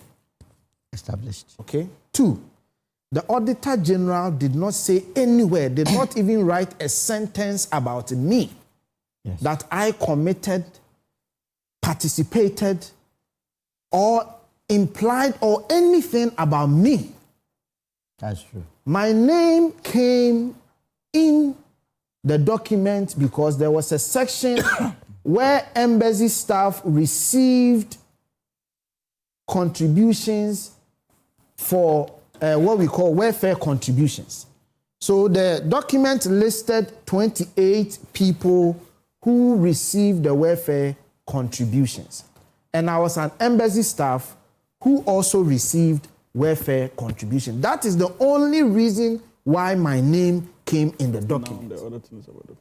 And the 28 staff included what we call home base and foreign base. So the document did not implicate me, did not accuse me, did not cite me, did not say I did anything wrong. So Hamza, it never said home base and foreign base. Foreign base. Were you home base? Please. I'm not here to answer that. No, but what I'm talking about, you're talking about the audit report. I'm asking whether you were home base or you were coming back to the subject. Please, can I? Send you the document. So I have seen the document. So the point that I'm making to you is that Hamza, the document did not mention my name. That I contributed. I have explained to you what the document did. It mentioned but in no relation to those that were being investigated. How come of all the people who work in the embassy, everybody knows your political persuasion and the power you held within the politics of the NPP? So that's subject of matter. all those who work in that embassy. But you allowed gentlemen. Of all those who work in that embassy. Here's the funny thing. You were those I'm trying to press Kofi for 800. Well, but when it comes to no, we're not pressing. Because you see the hypocrisy. He must demonstrate to us that he did not steal $800. Nobody has Gentlemen, it was a pleasure. Hold on. What I said was that. So hold on. Did you take the $800 or not? Did you receive $800? Emefa, hold on. You received it. No, did you receive the $800 or not? Hamza. Did you receive it? Hamza. So he received it. That is not up for discussion. That's not up for discussion. Emefa. That's not up for discussion. So he said, did you receive it? That's what he's asking. Kofi, yes. Hamza just said that I stole $800. You said it. You said stealing $800. That is what you just said. No. We can replay. If that's what you said, you want to withdraw. Listen. No, but he's saying no, so would you want to withdraw? If you are accused of stealing, please.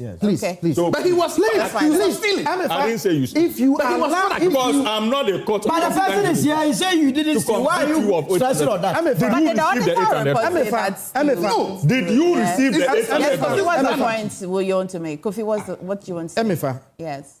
If you don't allow me to state what I have to state, it will be an injustice to me. But I'm just asking you, Kofi, so what do you want to say? Who is not around this table. But what, I've just asked you, Kofi, what do you want to say? Is it that you people just enjoy the theater or what? I've just asked you, what do you want to say? Hamza, so make the point. You want to make an attempt. Yes. That I took money from the embassy. Did you receive money from the embassy? That is not down to took 800 cedis. That why you should go straight. They gave you 800. You have stated. Did you take the $800? I mean, no, but I don't understand why, gentlemen, you have ganged up at Kofi. I mean, these guys. No. Where's this from? But where is this from?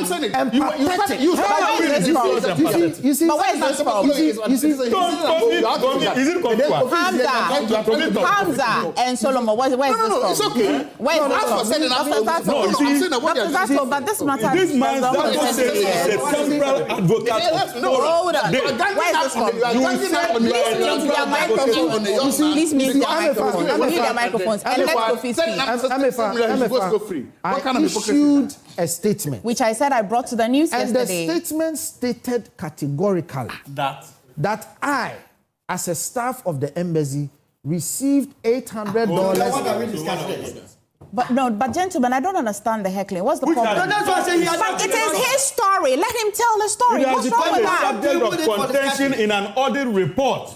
So let the audits continue. Let the process continue. Nothing is of contention. You see, ask them. The audit is finished. Ask them. Have you read the audit? Continue. I've read it. You see, no. The audit says that he received well from 800. So what? You read the report. I have read it, and the report said I took money $800. The report says. Anyway, you gentlemen. Okay. Yeah, you were the lowest on the list, actually. You know you were the lowest on the list. You received the lowest. And I'll wait for That's my page. You are a brother. You have gotten more. You see the problem? You are gotten more. But what Sedina got is not more. He's not even read the report. Because I've read the report. I'm just disappointed that my brother, if you have gotten more, I would have lawyer and a member of the NBC Communications team. Kofi Tonto as well, a spokesperson for employment and the NPV. And Solomon Usu, Director of Communications of the United Party. Now, gentlemen,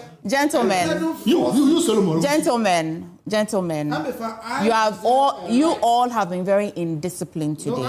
All of you, all four of you have been very indisciplined today. Very. Kofi, the report.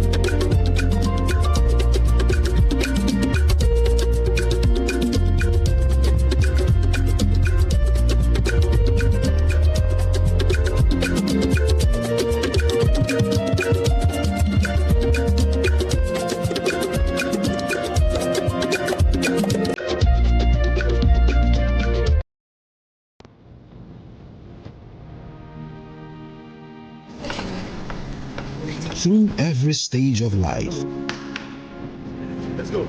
some things simply stay with us. The spirit of never giving up.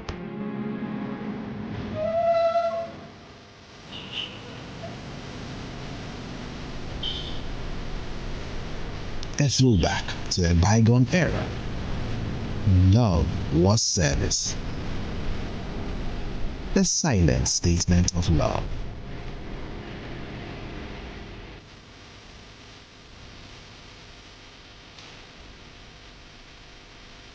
A forceful gesture that deepens bonds, balancing work and life. Every drop refreshes, every sip hydrates, just as it should. I am awake, one for life. Drink water, drink awake. Supporting the National Cardiothoracic Center. This advert is epic. Finding my dream apartment in just 2 days was a breeze with 7terragh.com. Looking for your next home, the perfect piece of land, or the best commercial property for your business? Are you worried about sending money home for property and finding nothing when you return? Well, worry no more. 7terragh.com is just a platform to find prime lands, perfect properties, or vibrant real estate development at the click of a button. 7terragh.com is your go-to property listing platform that allows you to register, list, rent, buy or sell, and connect with correct agents. With our AI-powered smart search, personalized dashboards, verified agent connection, and interactive property maps, all your property needs have been made easier. Check us out on 7terragh.com or contact us on 0302-998-246 or 0561 032 252. 7terragh.com, powered by MNC Properties. Gold, bauxite, manganese, lithium, Ghana's minerals, and billions, and now anchor our national reserves. But in the communities that host the mines, the question is simple: what stays here? On the 18th of August 2026, that question gets answered in public. Here in the catchment communities, this is what's really at stake. Jobs, local content, corporate social responsibility. People here want a fair share of what's mined on their land. And in the room, the conversation will be about what the large-scale mining companies are doing to better livelihoods in their catchment areas, and also the gold board reforms in the artisanal and small-scale mining sector.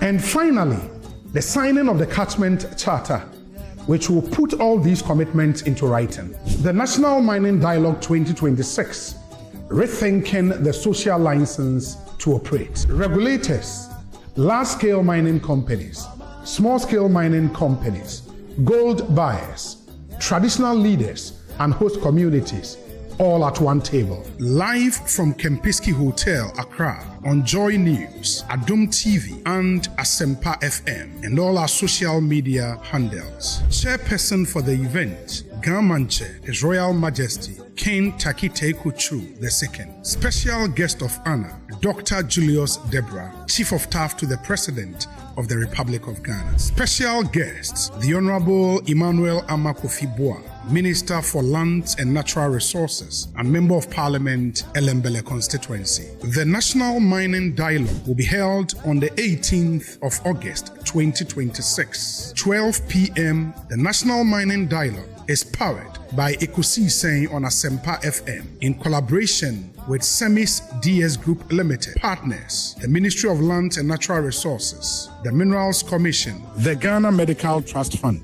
and the Ghana Gold Board.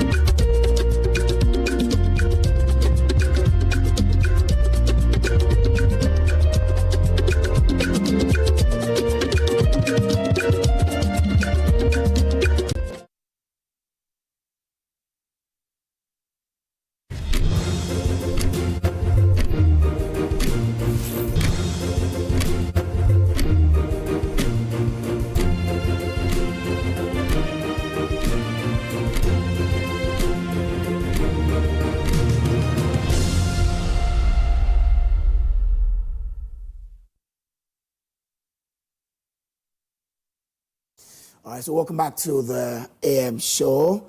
Let's do other interactions here. And there's something happening at UPSA. Look, the world is shifting. And over the years, we've been told about how entrepreneurship holds the key.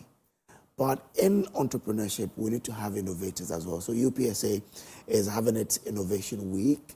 And we understand the event comes off from August 17 to 22 at UPSA here in the capital, Accra. And to talk more about that, I've been joined in the studio by Emanuela Asiedua Ajiman, final year marketing student, UPSA. Hi, Emanuela, good morning. You good? Yes, please, I'm good. Okay. And then Dr. Andrews Aiku, Vice Dean, School of Graduate Studies, UPSA. Doc, good morning. Good morning. All well? I'm blessed. Okay. Now, what is this Innovation Week that's happening on UPSA? So, per the vision of the Vice Chancellor, Professor Mauto, the whole idea of how do we move students' projects from the shelf? How do we bridge the gap between academia and industry through innovation? Okay. So the focus here is innovation. So the decision was taken that why don't we move from idea to impact? How do we move the thesis to investment? So a decision was taken a year ago that why don't we have interdisciplinary research where the normal students research, which initially was based on marketing department, management, procurement, no. Why don't we put 2 or 3 students together from different industries? So when they come out with a project, the IT guys, the finance guys would digitize the project and make it ready to the market. So we have been doing this. Faculty has been supporting the students over the past 1 year, and this is the time that we are celebrating the Innovation Week with a presentation on the 21st of about the students' businesses, what they have done with the ideas from the project work onto ready to market to serve the community and the Ghanaian people. And what is the ultimate intent? To connect these people to businesses, or what? What is that? To connect them to businesses, to solve real problems. Ghanaian, we have a lot of problems. We talk about unemployment every now and then, but the question is, how do we solve the unemployment problem? By equipping them with the knowledge to understand what is expected of them in the market. So we want them to engage. We want them to get feedback. We want them to validate what we have been teaching them. So during this week, there will be a lot of validation. There will be a lot of discussion. There will be a lot of networking. There will be a lot of feedback in order to ensure that whatever project thesis that they have done, we are able to put it into reality. So that's the focus. And why is UPSA the right place to lead this initiative? So we are not just a professional university, we are an entrepreneurial university. And one of the decisions of our Vice Chancellor is that, listen, why don't I take UPSA to another level? Because there are a lot of problems in Ghana, but who is solving the problems? So we have to take this initiative. And this is the first time we are doing that as a university. We hope and pray that we are going to adopt this, and there will be real solutions to real Ghanaian problems. Nobody will come and do it for us. So we are moving all the student projects on the shelf, their thesis and everything, into the market, developed it. So they've done research. Now is the time for validation, now to showcase the innovation that they are coming up with. Okay, Emmanuel, let me bring you in here now. Yes, please. So tell me about your team and the idea or business that you are pitching. Okay, so thank you. So back on campus, my team member Lawrence, we used to be course reps. We used to work together as course reps. But then during that period, we noted something about the current mode of how attendance is being taken in universities here in Ghana. And we noticed that it's mostly time wasting because picture a class with 200 students, attendance sheet will be given to a student to sign or fill this attendance sheet. And mind you, this is eating into the lecture time about 20 to 30 minutes or even more than that. So we came up with a solution. We developed a system called the Atenex to solve not only the time wasting, but also the proxy attendance taken, and also encourage proper bookkeeping records, and also to protect the environment. So the problem your innovation solves is time wasting in picking attendance. Yes. Okay, all right. And what made your team choose this particular project? Okay, so we aimed at looking at supporting the UN SDG goals. So we have for the quality education, for 8 we have the decent work and economic growth, and for the 9 we have the industry, infrastructure and innovative. I mean, we are in a Gen Z era, enough of the paperworks. We need to go into digitalization. That is why we chose this system. And what has been the biggest challenge in developing that project? Working with different people. I mean, talking about personalities. Some people will want to work under pressure. Some people too want to work at their own pace. But at the end of the day, we got to know that we needed each other. We needed each other's skill with the IT, with business strategy, with revenue models as well. Yes, please. UPSA says it is the right place to do that. So let me ask you, how have your lecturers, the university and its facilities supported you in this journey? Honestly speaking, when this opportunity came, I was a bit reluctant. But the lecturers came in, they made us understand why we need to involve ourselves in this discipline. And they helped us with encouragement, with constant meetups so now each group has a coordinator. So you have constant meetups to rehearse your part. So basically about encouragement and showing us skills on how to pitch well, and also giving us the opportunity to bring our minds together and our works together. So with this, they help us to help us to put our minds together to make sure we are just on the right path, basically, something like that. So what are you hoping to get from banks, investors? Yeah. Okay. So my team member and I, we are seeking to get strategic partnerships from these people to provide validation and resources needed to scale up our impact our project intends to make. Okay. Yes, please. Dr. Aiku, there's this Innovation Day on 21st. Yeah. What should we expect on that day? So before the 21st, from the 17th, we are launching, and then faculty and the university management and the university, both teaching and non-teaching staff, will go through 3 days master class. Okay. The master class will start from the Tuesday to Thursday. The essence of the master class is to introduce them to the new teaching models. We have already been using, but every year we try to see, are we moving from teaching to training students? For the current Gen Zs, what they think and their preferences is no more what we used to teach last year. Yeah. So we have the opportunity to talk to all faculty members, compulsory. We go through this master class, AI tools. The university is investing so much in technology. So we go through this. And on the Friday, the 21st, we are going to have the innovation presentation day. So it means that for the master class, if you're not a faculty or a member of the university, you cannot be part. So now we are focusing on the university community. Okay. But for the innovation day, that's the 21st, everybody is invited. The students will come and pitch their business ideas. They will come and demonstrate real. So for instance, regulators like GRA have confirmed, other institutions have confirmed. Why has GRA confirmed? Because a student has developed an app which will help for tax collection focus on online. What Emanuela and the team did was attendance sheet. Can you imagine in class, 150 students, 100 students, how would you take attendance? Some people will forge the attendance sheet, everything. Yeah. How do we reduce paper? So this in the past would be a textbook project on the shelf. No. So the IT guys who they work with, the other IT students, developed it. And so they want to demonstrate how this will work and how this will save organizations, not just the university. Now, when you go for meetings at this job and they say take attendance, how do you take attendance? Pen and paper.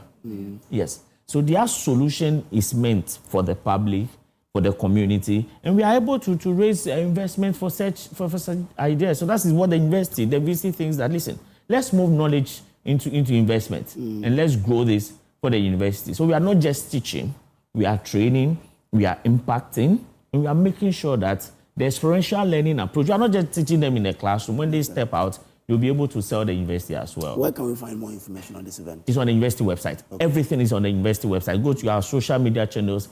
Every single day, all the activities are there, and you are interested in participating or partnering with us, the numbers are there for you to join. UPSA is where you have to be next week. We want to change the face of unemployment. Me as a lecturer, I'm thinking about a situation where students finish school, and if they are not getting jobs to do, they know they have a project which they can implement.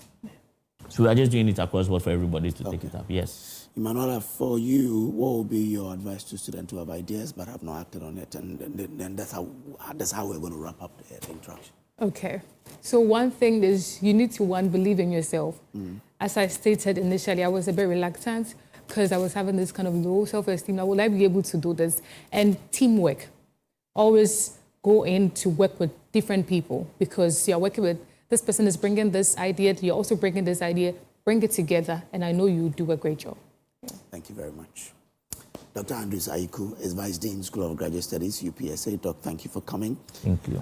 Emanuela Siedu-Ajuman is finally a marketing student, UPSA, and they are inviting you to the Innovation Week starting 17th of August to the 22nd of August at UPSA Accra. I will be there. Please, let's meet there and help the students. We'll take a break. I'll be back with more. Do stay. Okay.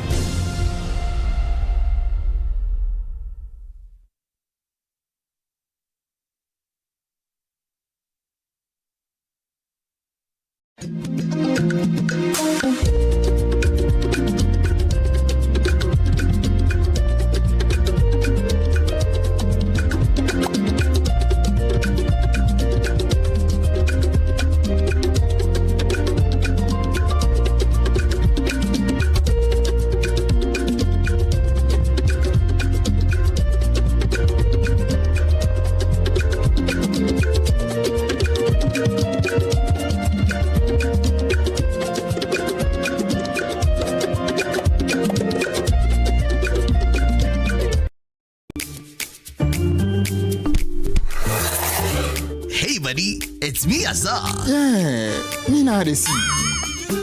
Hey, you look fresh. Oh. Wait till you see what's inside me.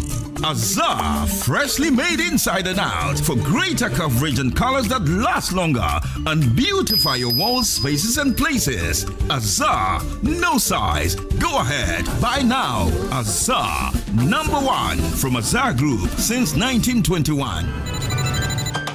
Hey! Is your tech holding you back? Feeling lost in the maze of outdated gadgets? Relax. Come with me to Configure.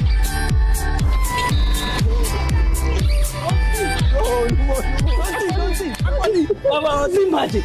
Now I've been international fashion designer. No more pencil than talk matter beer. Coffee Ghana. Class in boy. Oh, #1.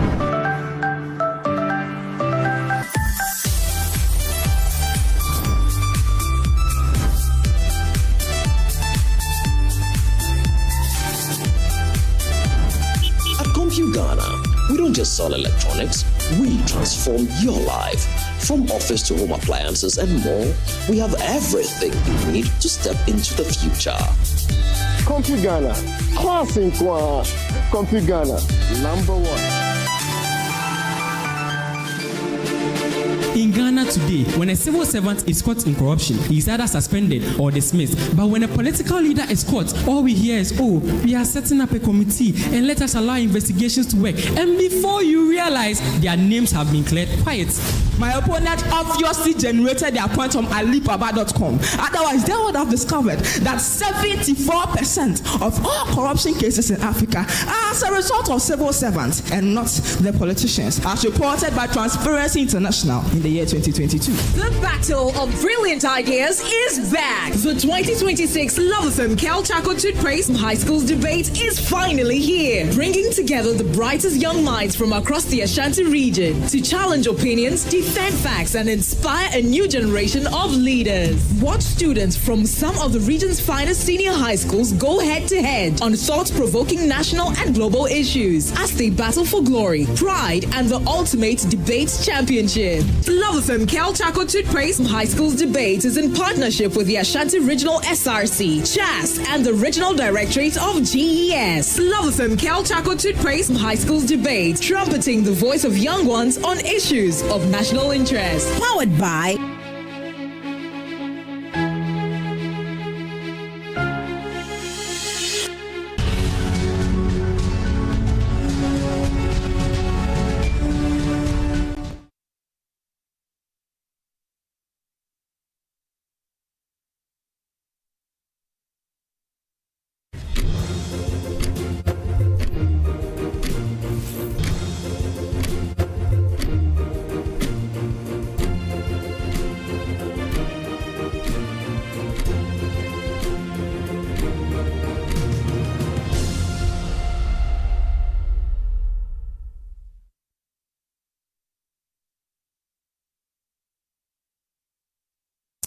All right, welcome back again. Now, there is something that is going to happen in this country. We call it the ICT Week by NITA. And so I've been joined in the studio by Florence Ajayo, Head of Corporate Affairs at NITA. Yes. That's you. Yes, I got your name right, huh? Ajayao. Ajayao. Yes. Okay, Ajayao. Okay. And Estina Jigbodi Achuche. Yes. Is that you it? got it. Okay. All right. Senior Manager of Business Services at NITA. And Samuel Boateng Osafo, Communications Manager. HR Focus LA in HR. Is that it? Lene. What? Lene. Okay, how are you? I'm good. All right. So let's talk about NITA. You know, a lot of people have heard NITA, but don't actually know NITA and what they do. What do you do? Who are you? Okay. So good morning to our viewers and a special good morning from our minister, the Minister of Communication, Honorable Sam George, and then from our very own Director General, Mr. Yao Amwayeboa. Yes, so I will talk about NITA briefly. NITA, National Information Technology Agency. It's an agency under the Ministry of Communication, established by the Act of Parliament, Act 771. Our mandate is to regulate the provision of ICT, ensure quality of service in ICT, and then ensure proficient standards when it comes to the use of ICT. The baseline is to protect the consumer at the end of the day. So essentially, that is what NITA does. Okay. Are you also in charge of rural telecommunication like that? No, not NITA, please. No, it's not you. It's not NITA. That's what I was going to give you my problem right now. That's not NITA. Okay. So when we talk about ICT Week, what will be happening? Okay, so ICT Week is an annual event that happens in the month of August. This year's event will be starting from the 17th to the 21st of August. And what usually happens is we bring together players within the ICT sector.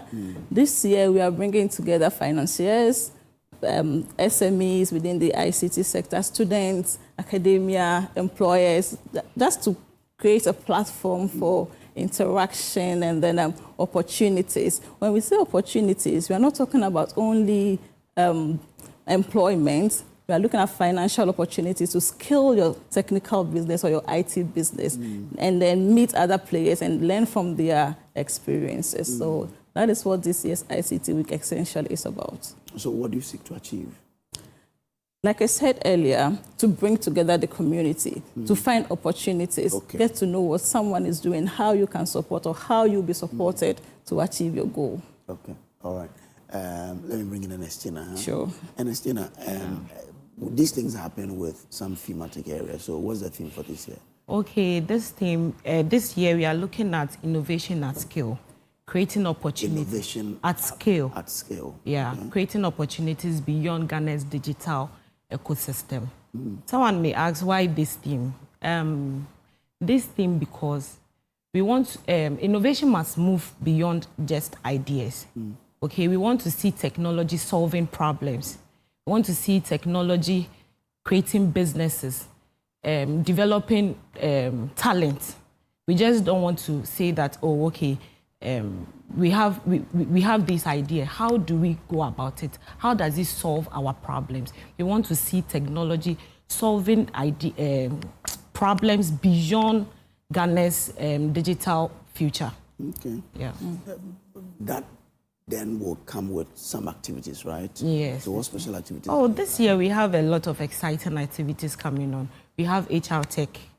That's HR Focus. We have them. We have EduTech. We have Health Tech. We have MTN. We have Broad Spectrum.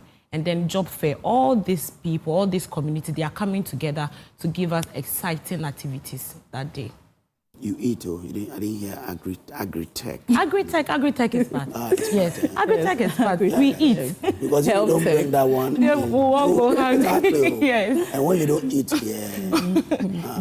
all these communities are coming together to give us a side. There will be a lot of demos as well. So someone I had HR Focus in there. What should we expect? Yes, I will encourage the HR community, entrepreneurs, tech enthusiasts to come. They should expect exciting tech playground. So over the years, Lene and HR Focus has created an event called the HR Tech Playground, where we bring all these partners. We bring the HR communities to meet tech innovators who have innovations in the workplace. So this year, we are partnering with NITA so that we get that national scope and get talent conversation on the national scale. So for Day 2, which is on the 18th, that is where the HR Tech Playground and the career fair will be taking place.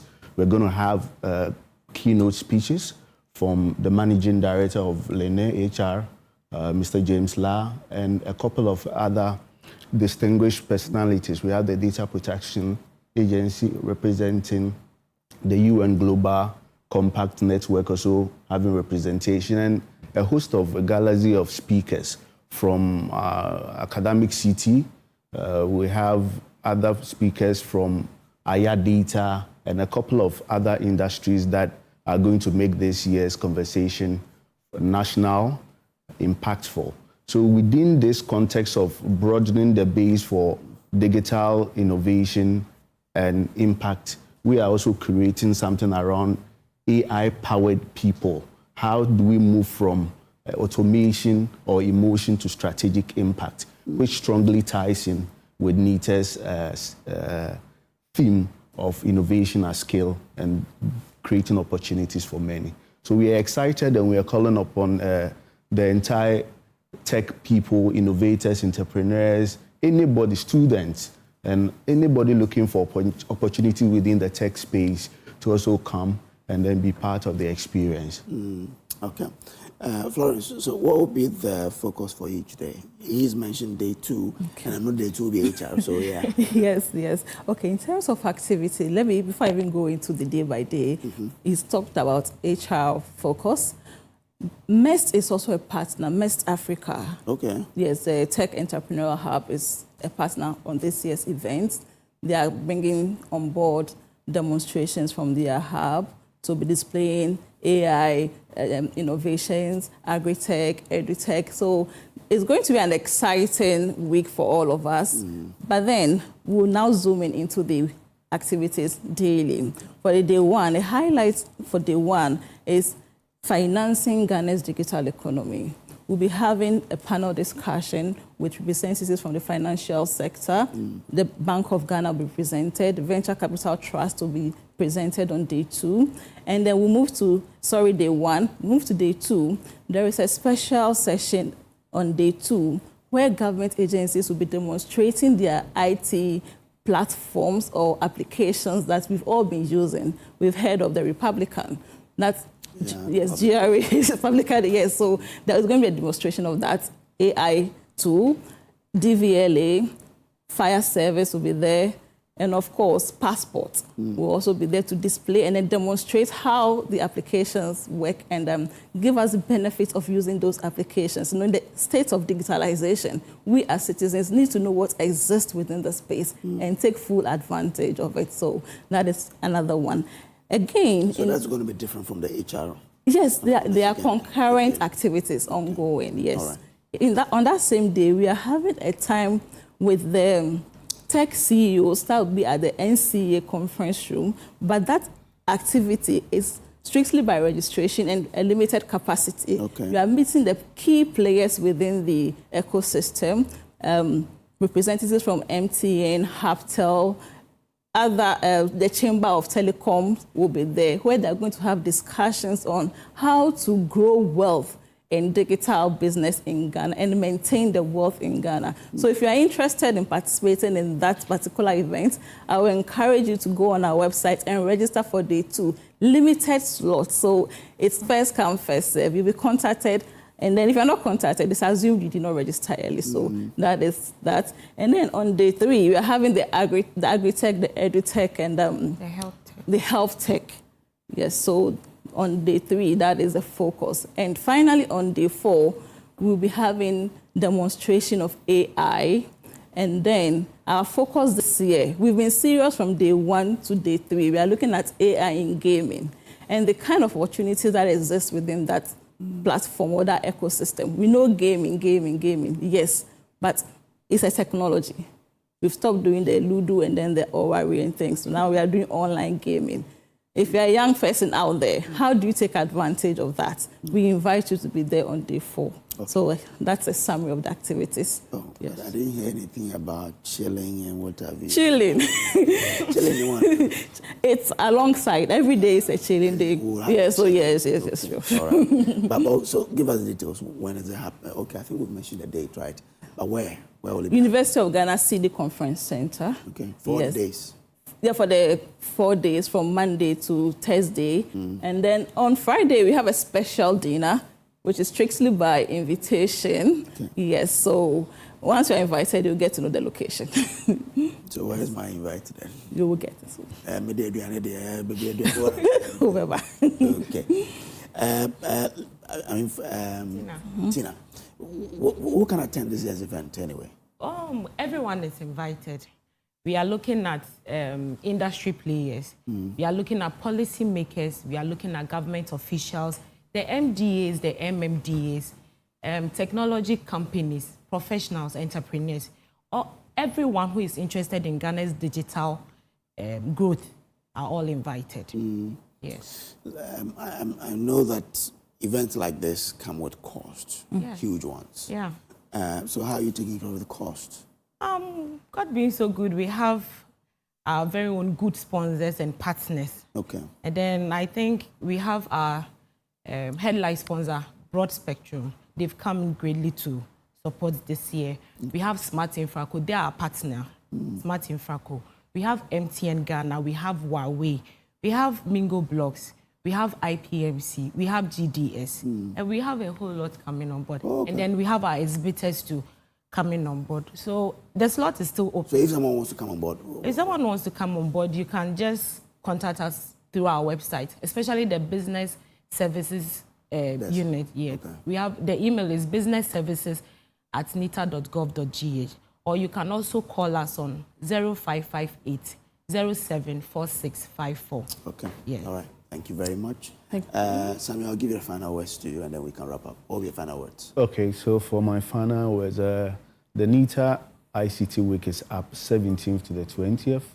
We'll encourage every entrepreneur, every tech enthusiast, and everybody that is interested in Ghana's digital ecosystem expanding and growing and scaling at that large scope to be part of this year's edition. Thank you. I'm grateful to you. Thank you very much for coming. I wish you all the best. Thank you. Florence Ajayao is head of corporate affairs at NITA, and Sedina Tamakloe-Attionu, okay, senior manager, business services at NITA, and Samuel Boating or Safri's communications manager, HR focus, Lene HR. Lene, that's the first HR company in Ghana. Okay. All right, we'll take a break here. We'll be back with a lot more to share with us.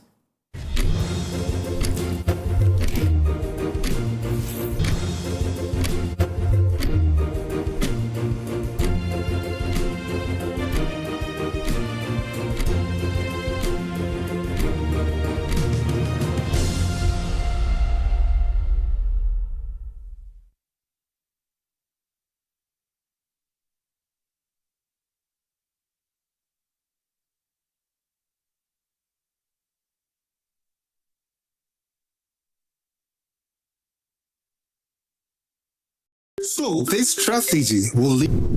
Oh no, not again. Say, relax. The generator will come on now. The generator is not working. Why stress yourself when the experts are just one tap away? Introducing Left Power, the smart emergency support app from Left Signature Limited. With Left Power, certified engineers respond fast, anytime, anywhere. No delays, no stories. Hello, sir. This is Left Signature Limited. The request has been received and our engineers are already on their way. Please relax. We've got you covered. This is professional. Every Left expert is certified, verified, and can be tracked in real time. Oh, you'll know they're coming before they even arrive. From electrical engineering and solar power systems to data center management, cloud services, smart automation, and software development, Left Signature delivers excellence, fast, reliable, and professional. Left Power. Your solution is just one tap away. Available on Play Store and App Store. Passes? Bad referee decisions? Don't let your child's grade suffer a bad match. Ensure a straight win this academic season with curriculum-aligned textbooks and interactive tools from Pegasus Publishing. From preschool to senior high school, we have the exact game plan your kids need to ace their classes. And because it's World Cup season, you get a massive 20% off every single book.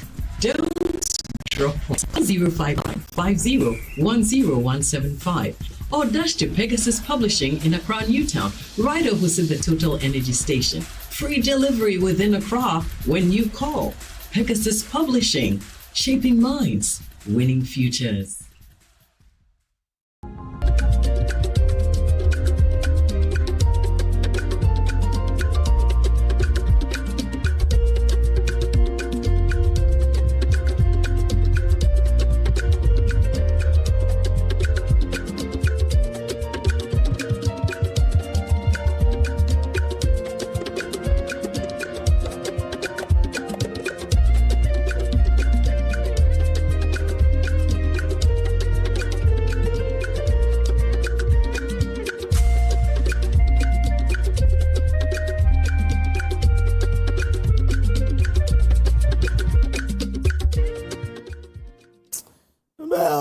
Welcome back to the show. Let's wrap it up. But anytime I have to do an SMQ, I'm here with pains. Because Musku young COVID, but don't worry, one day, baba.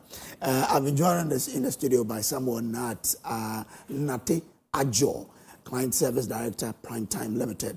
Sorry, good morning. Morning. Oh, good. Yes. Good okay. morning. And Dr. Anita Ajo-Opong is with the Department of Chemistry, University of Ghana. Okay.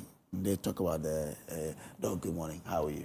Good morning. I'm fine. Yourself? I'm well too. Let's talk about NSMQ. Okay. My school maybe that, but one day we will. So it's good. It's good. You'll be motivated. But I've always said that the day we will come, Ghanaians should watch out. But what's going to happen this year? Let me start to do something. So thank you once again for having me. We've actually started that with the regional qualifiers, and today is actually the official launch of the NSMQ at the Nat Hall, the new conference hall at the Nat Hall at 3 p.m. today. And that will kickstart the road to the national championship, which happened from the 20th of August to the 10th of September. That's what happened currently. Today, okay. But this has been long, about more than 3 decades. Yes. So what makes it still relevant to us? Well, for us, I said earlier, there are two sides to the coin. We, from the organizational side, and then for the quizzes of the competition itself, for the quiz mistresses, the consultants, and then the quiz mistresses. It's all the work that we put in there to make it very relevant. We try to make it appealing to especially youth and even people of all ages. And then for the quiz side or competition side, the kind of questions that are put together, the kind of work that are put together by the consultant and quiz mistresses are such that every student wants to be part of the program to learn, to be educated, because it's a platform for education. And it's interesting to note that during contests, you have students who would be in the audience and they will be working, trying to solve the questions as they are being asked. So it's relevant to them in terms of helping them prepare also for their exams among other, and then uni among other things. So there's a lot of work that goes in there from our side, and then from the side of the consultant, that's the competition. Okay. But Doc, this year there's a bit of a change. Yeah. It's coming after WASI. How has that affected preparations and the sort of enthusiasm that we see usually? Okay, so I'll give the advantage and the disadvantage from my point of view.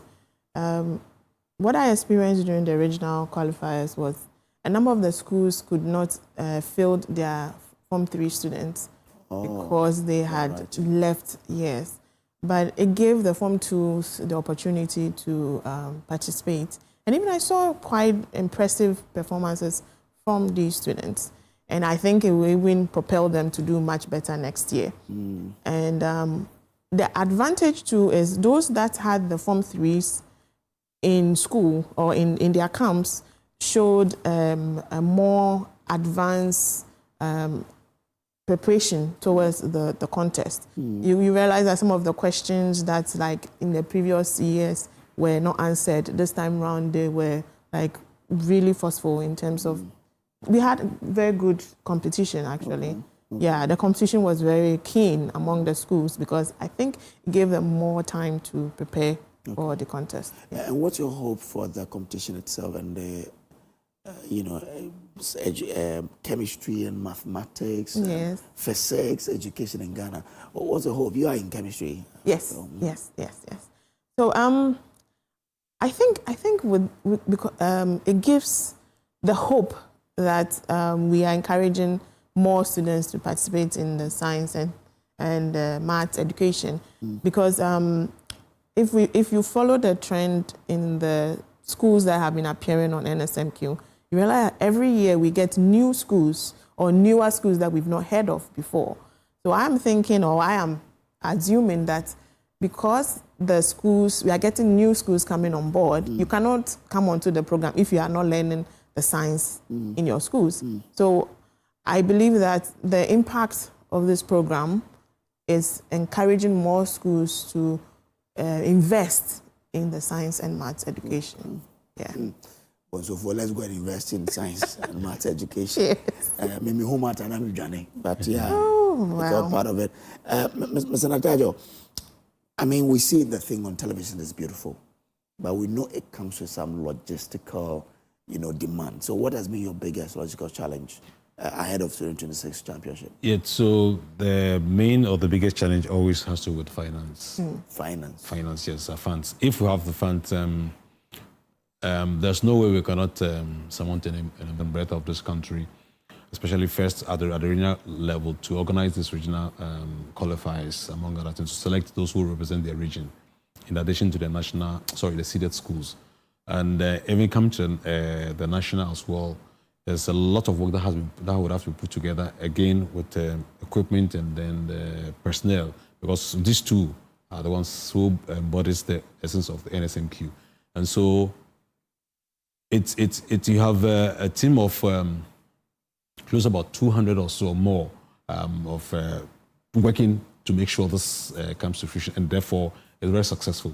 So there's a lot of work that goes into it in terms of putting together logistics. But of course, I said it before, I mean, when it has to do with us with prime time, we always say that the impossible we do at once.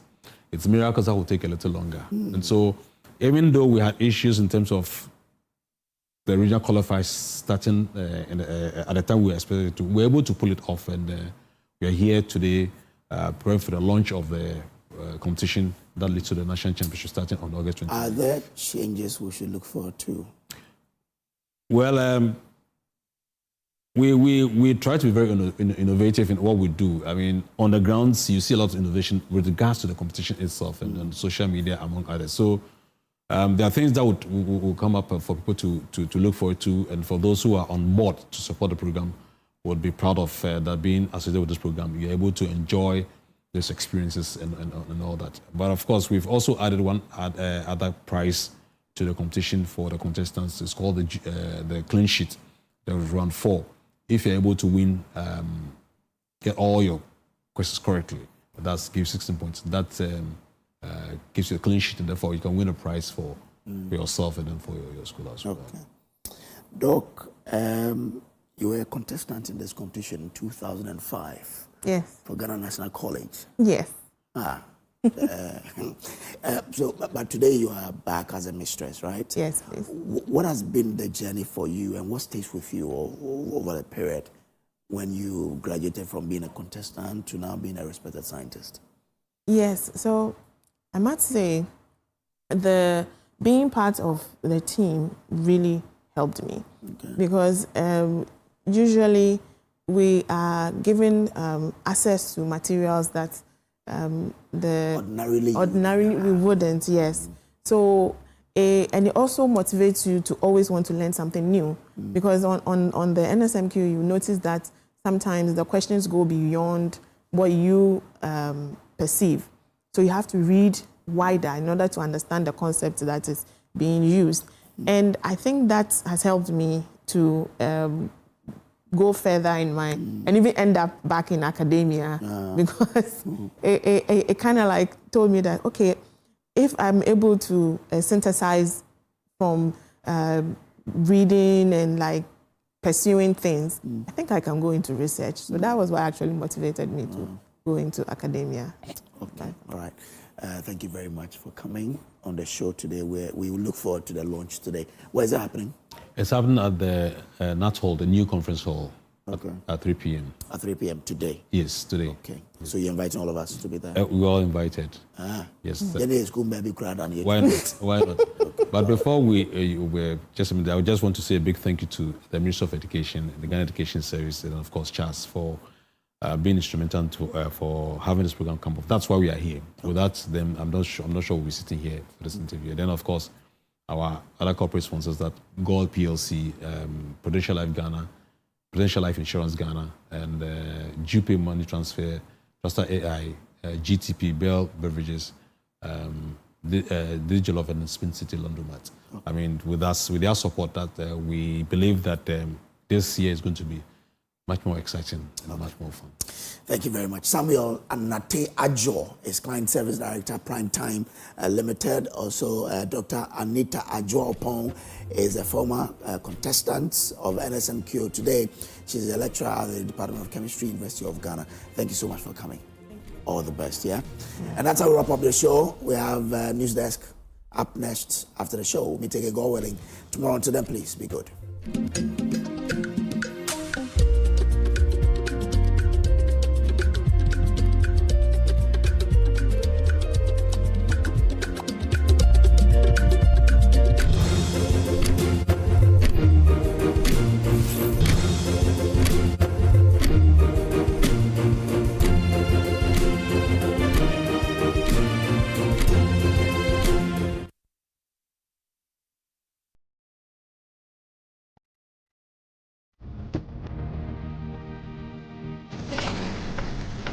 Through every stage of life, some things simply stay with us. The spirit of never giving up.